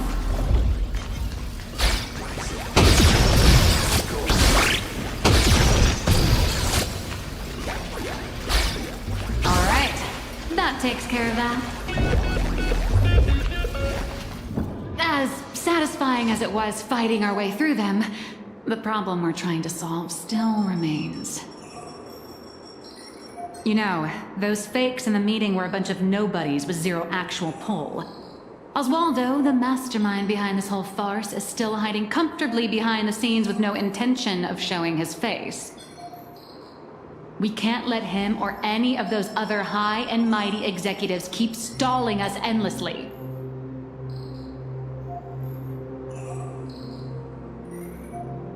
Got any bright ideas, Miss Nihilux? I notice you've been holding on to a pretty dangerous trophy. Forgive me for taking the liberty, but I brought it along.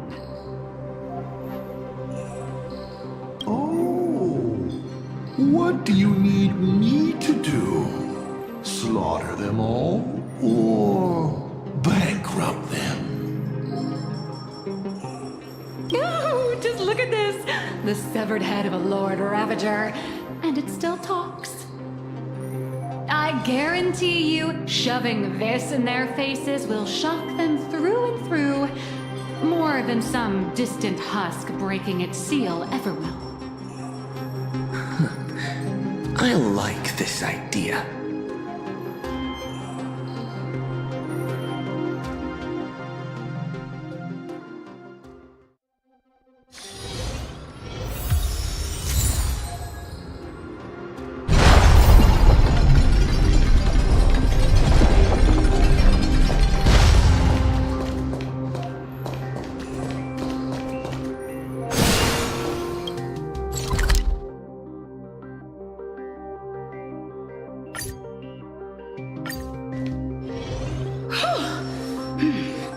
The executives all logged off early, huh? With them out of the way, the mission's basically complete. What happens next depends on how long the fake host can keep him distracted. Now, off the record, don't you folks think I'd be a pretty convincing Taravan, too? When it comes to being a gourmand, I could give the real Mr. Taravan a run for his money. All right, zip it. If word of this gets out, you'll be packing your bags by tomorrow morning. But Mr. Yannick promised us whatever is said during this summit won't reach a single ear outside the Panorama Hall. Oh, yeah? Are they really that confident?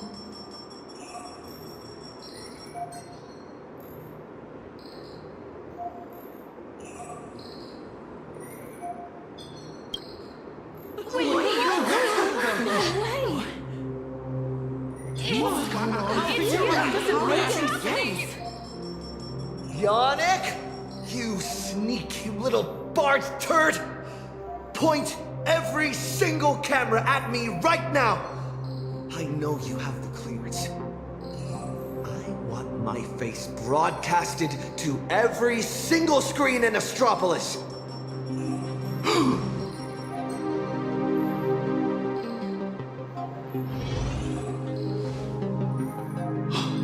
Mister, please, don't get so worked up. I tried to present my case calmly and peacefully, but all I got in return was mockery and humiliation. If the news of Planarcadia's impending destruction is too far removed from your daily lives to pique your interest, how about this? The severed head of a Lord Ravager. Every time it rolls, it brings incalculable variables and trials to an entire world. Here to test your luck. Will disaster befall you? Or you? Or every single one of you? Oh, I've heard. The crew of the Astral Express are all honorable, righteous, nameless. You wouldn't do such a thing. Would you? Even if you do resort to violence, Astropolis has its own superhero. I've already signaled Lighthouse. You'll be here to save us any second now. Pathetic. It seems you neither comprehend the power of a Lord Ravager, nor know how to treat a true hero with the dignity they deserve. A true hero doesn't hold a bomb and threaten to blow the entire place sky high.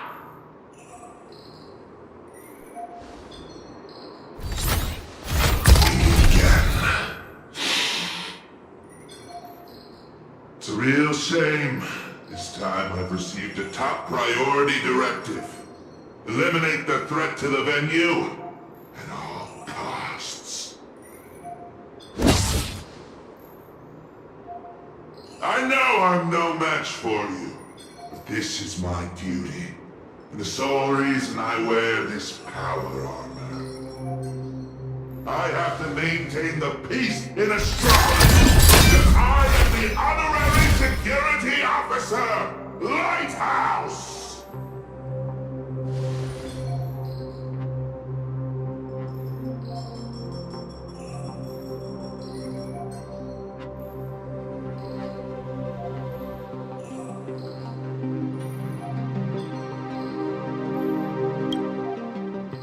Peace? Since when has Astropolis ever known peace? I once heard a rather amusing joke. The preservation is nothing but a facade. Kapoth fell from grace ages ago, and the IPC is actually a faction, the Veracity. But seeing it for myself today, it turns out it wasn't such a joke after all. There is a Leviathan of the Veracity slumbering right beneath Astropolis, too.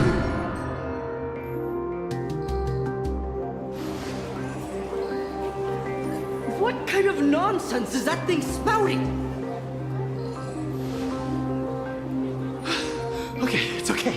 Don't panic. It is impossible for a Lord Ravager to breach Astropolis. Do it, Lighthouse! Take them all down! All Lighthouse units! You people have truly pushed me to my limit. My warnings follow the fear.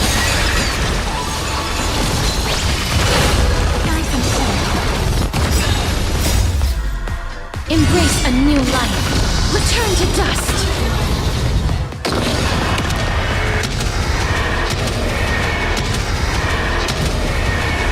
May death protect us!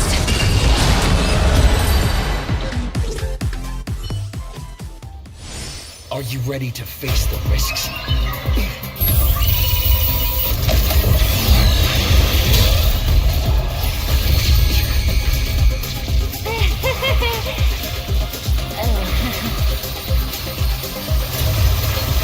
That will do. Huh? Mr. Arita wishes to speak with you two. What an absolutely spectacular show, Yannick. Mr. Kenneth? Trailblazer Madame Nilox. Or perhaps I should call you Madame Beatrice Melanine. I am here to welcome you both with the utmost respect. Please follow me to the elevator. We are heading to the Sky Core area. That is Mr. Arita's private residence. It is secure and quiet. It is there that he will decide the future of Planarcadia.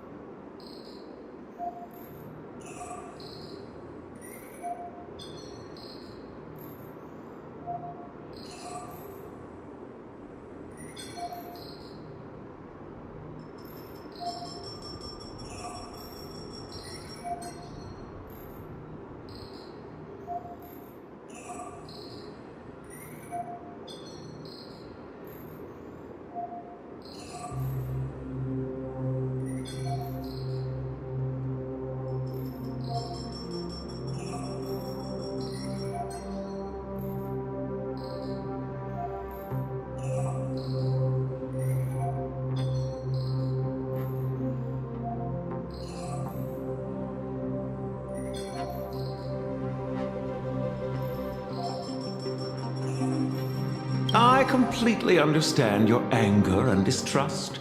Were our positions reversed, my reaction would likely be far more explosive. Everyone involved in this charade will face the severest of punishments, I assure you.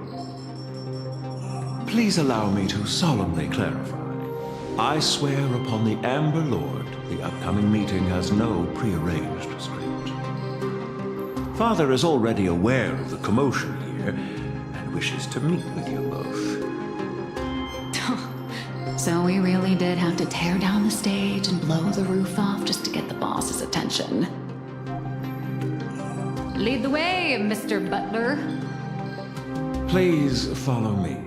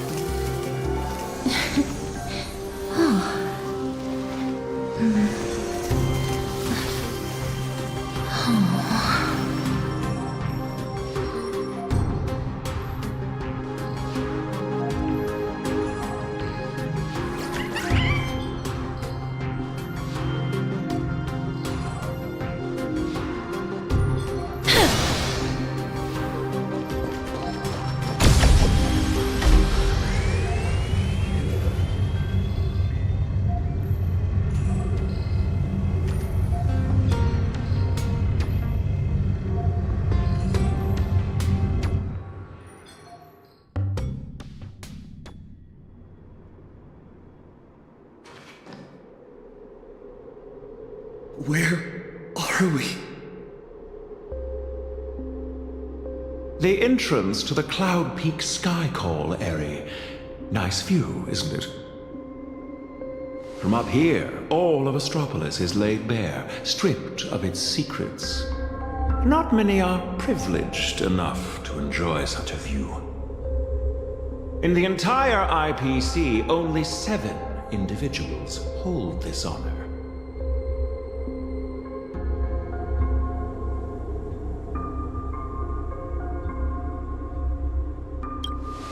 Sure is a long way from the ground. A fall from up here would shatter you to pieces. No? Better to risk the fall than be ground into the dirt. Rather than being crushed silently underfoot, most would gamble to reach the summit. At least they get to see the view from up on high. If you would both step onto the platform. Should you experience a touch of vertigo, please don't be alarmed.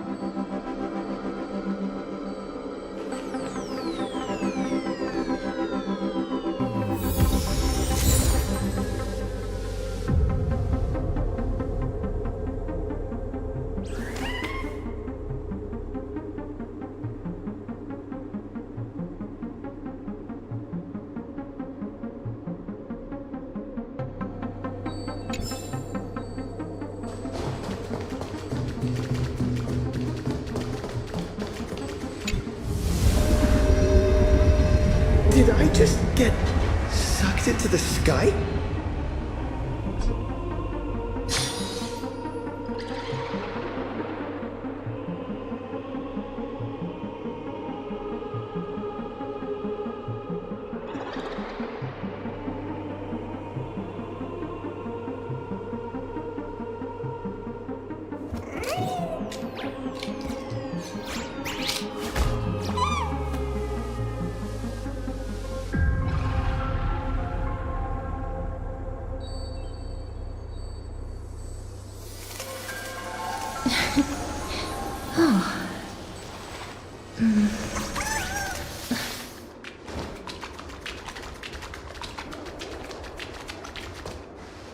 We have arrived.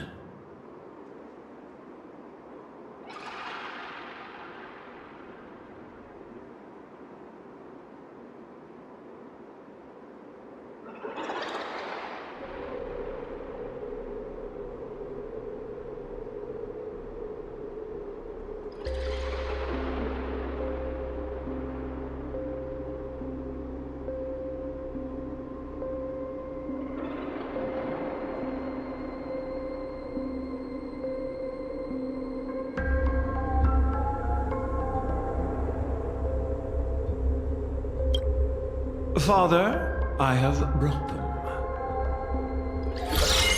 Let them approach. You are dismissed. Children need not be present for what comes next.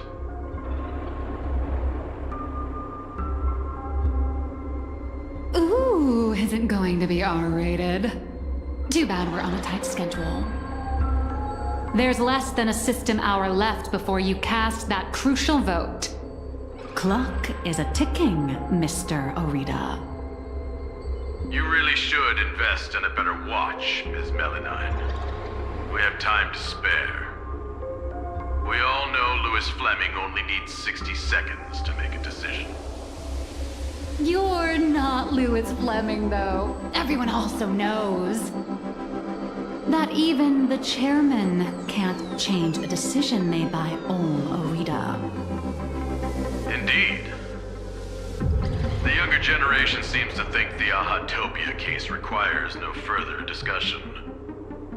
I, however, have my reservations.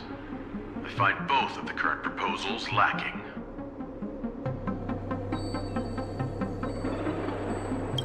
Oswaldo is capable and ambitious, but he remains a child. His ideas are naive. Diamond. His mind is far more mature than his appearance suggests. But being overly calculating can sometimes be a detriment. My duty is to select a successor for the IPC. Their credentials are simply too shallow to claim my vote. And so, Trailblazer, I am in need of a third option. A third option? I've been observing you ever since you set foot in Astropolis. Hustling and making your voice heard.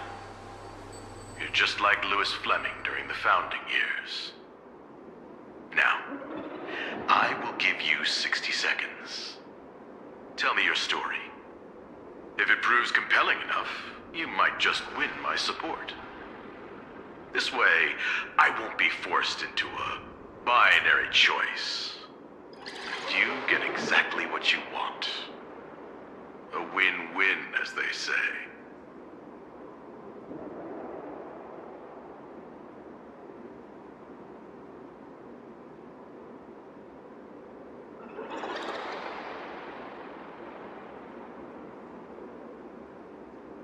I don't care about the IPC's twisted logic.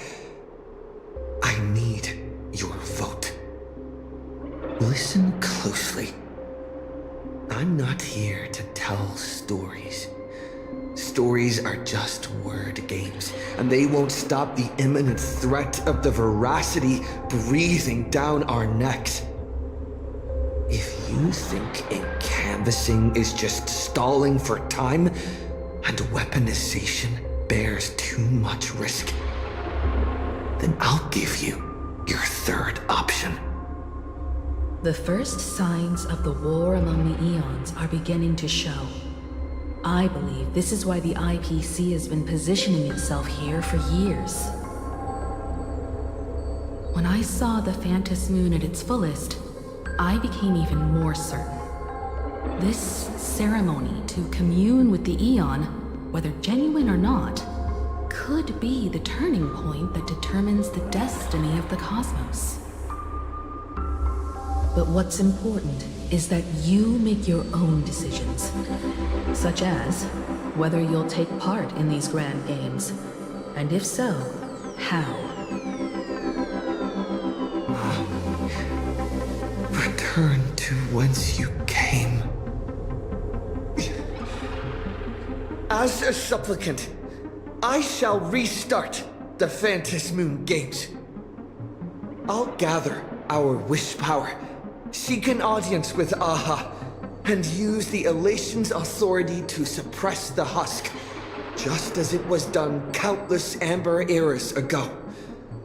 If people could do it then, we can do it now. But for any of this to work, Planarcadia has to survive. And what makes you think the ever-fickle Aha will simply grant your wish? back at you. What makes you so certain Aha won't take my side? Fair enough. I don't make a habit of dealing with eons, so I suppose I have no say in the matter. Then again, I'm not the one making the decision here. Louis Fleming is. 60 seconds are up. Chairman, the decision is yours.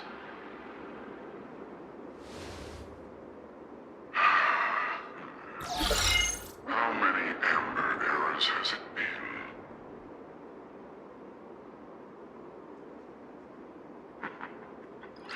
My old friend, have you returned?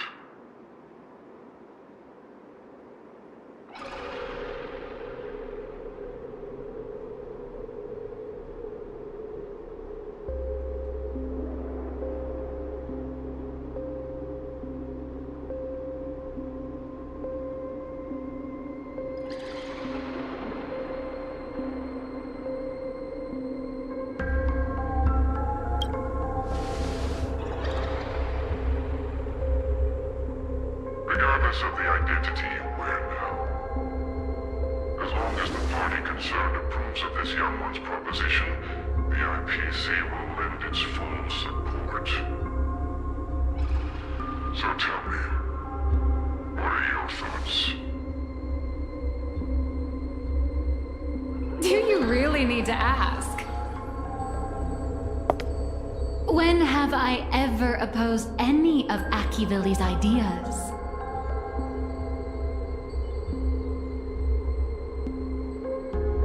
The answer is approved. The writing is on the wall. It's quite obvious whose side I'm taking. In that case, as always, I wish you both the best of luck. Yes, sir. By the sacred authority bestowed upon us by the Amber Lord, the Traditional Project Department has reached a decision.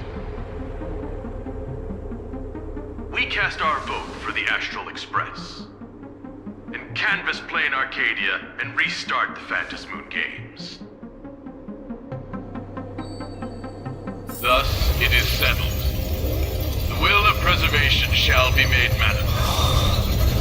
Ahatopia will be preserved.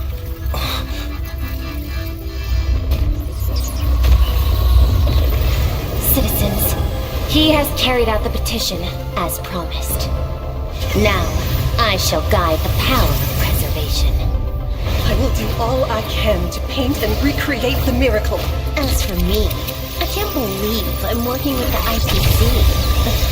Whatever.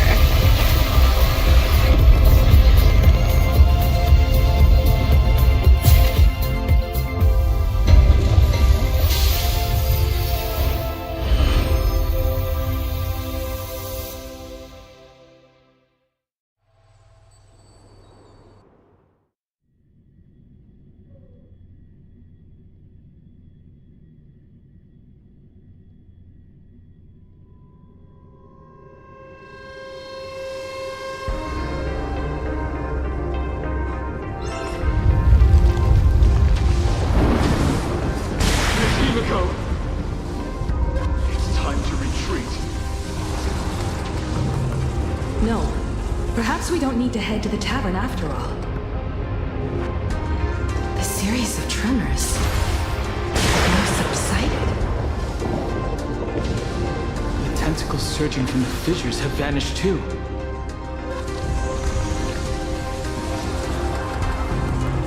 It's him. They actually did it.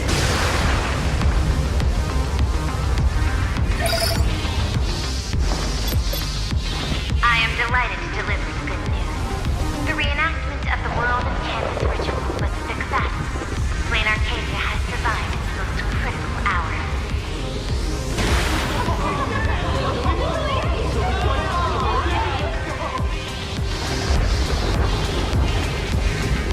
Everyone,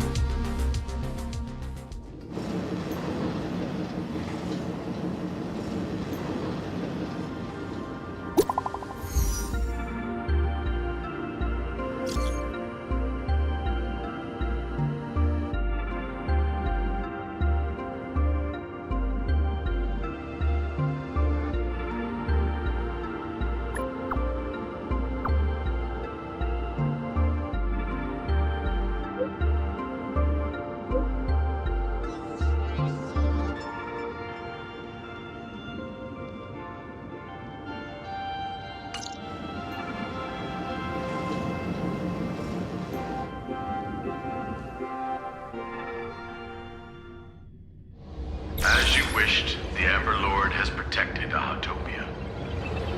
I'm sure you two have private matters to discuss, so I won't intrude. But before I take my leave, the IPC has one final request. Please leave that die to us. The Lord Ravager's head is far too dangerous. It needs to be properly contained.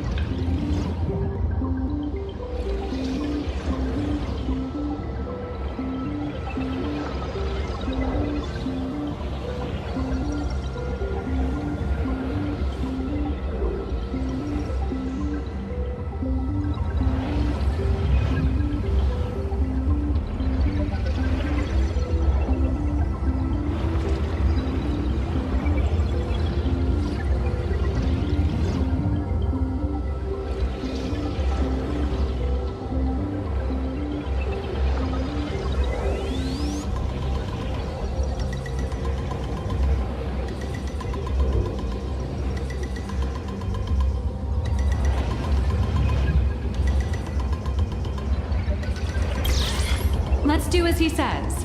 This old gentleman is trustworthy. Besides, I'm guessing you must have a mountain of questions right now.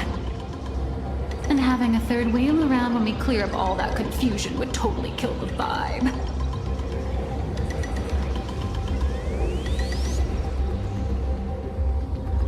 Mr. Trailblazer is gone. Will everything he claimed actually come to pass? He will do it. He has to. Oh. Why is the air in this room suddenly thick with conspiracy?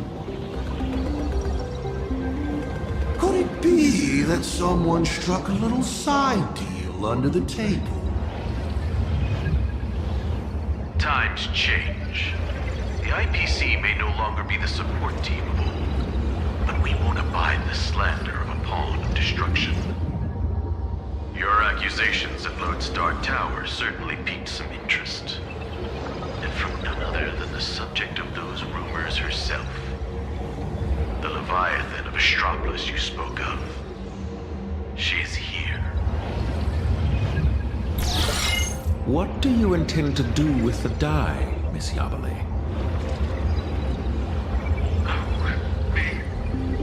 Can't you guess what I want? Hand it over to Lighthouse and send it to the Life Sciences Institute. I'll take the scalpel to it myself, dissect this head stuffed full of conspiracy theories, and devour the knowledge of Ouroboros. Every last crumb of it.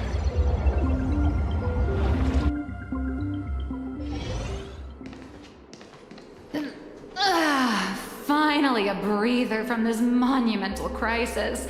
I can now rest. I'd love to say that, but you're not going to let me off the hook, are you?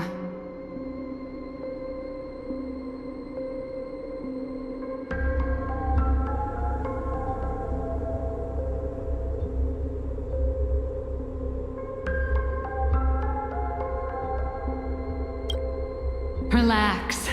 For the moment, at least. We have plenty of time. Enough to find a nice, quiet corner, sit down, and talk things through. But before that, you just pulled off something massive. I'm sure you have countless messages from people waiting to congratulate you. You should probably answer your phone first.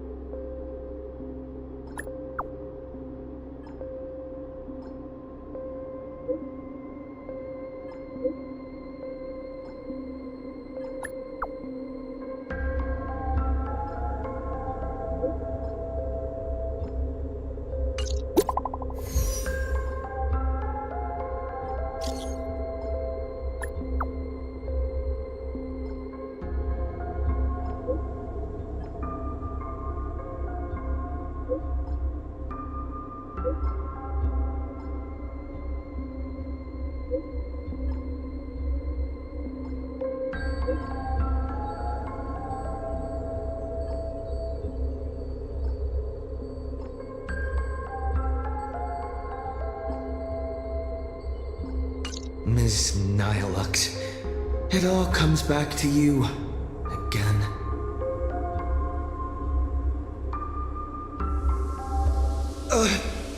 Where'd she go? Darn it! I slipped up. Did she make a run for it?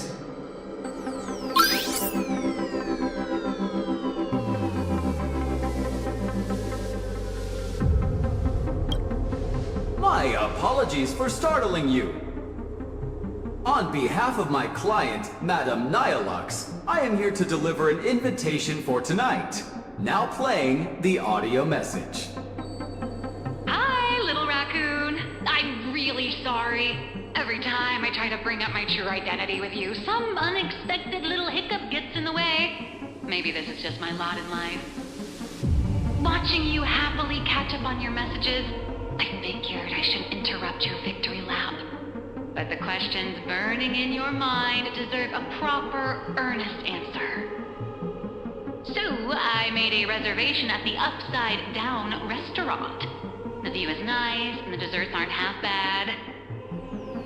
Some stories are best told slowly, over clinking glasses, once the dust has finally settled.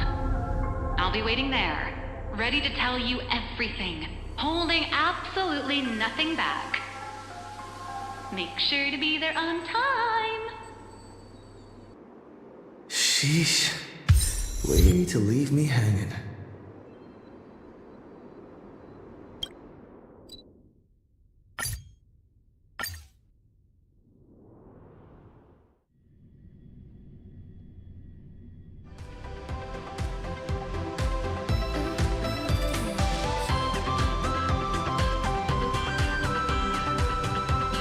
Lux should be right around here. Flowers.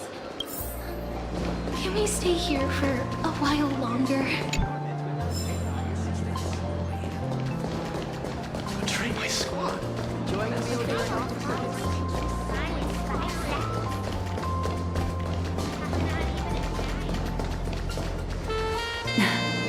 I knew you'd come.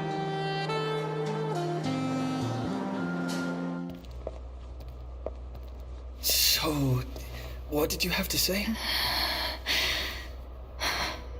I didn't mean to keep this from you. But the comic artist thing is just a cover. When it comes to my true identity,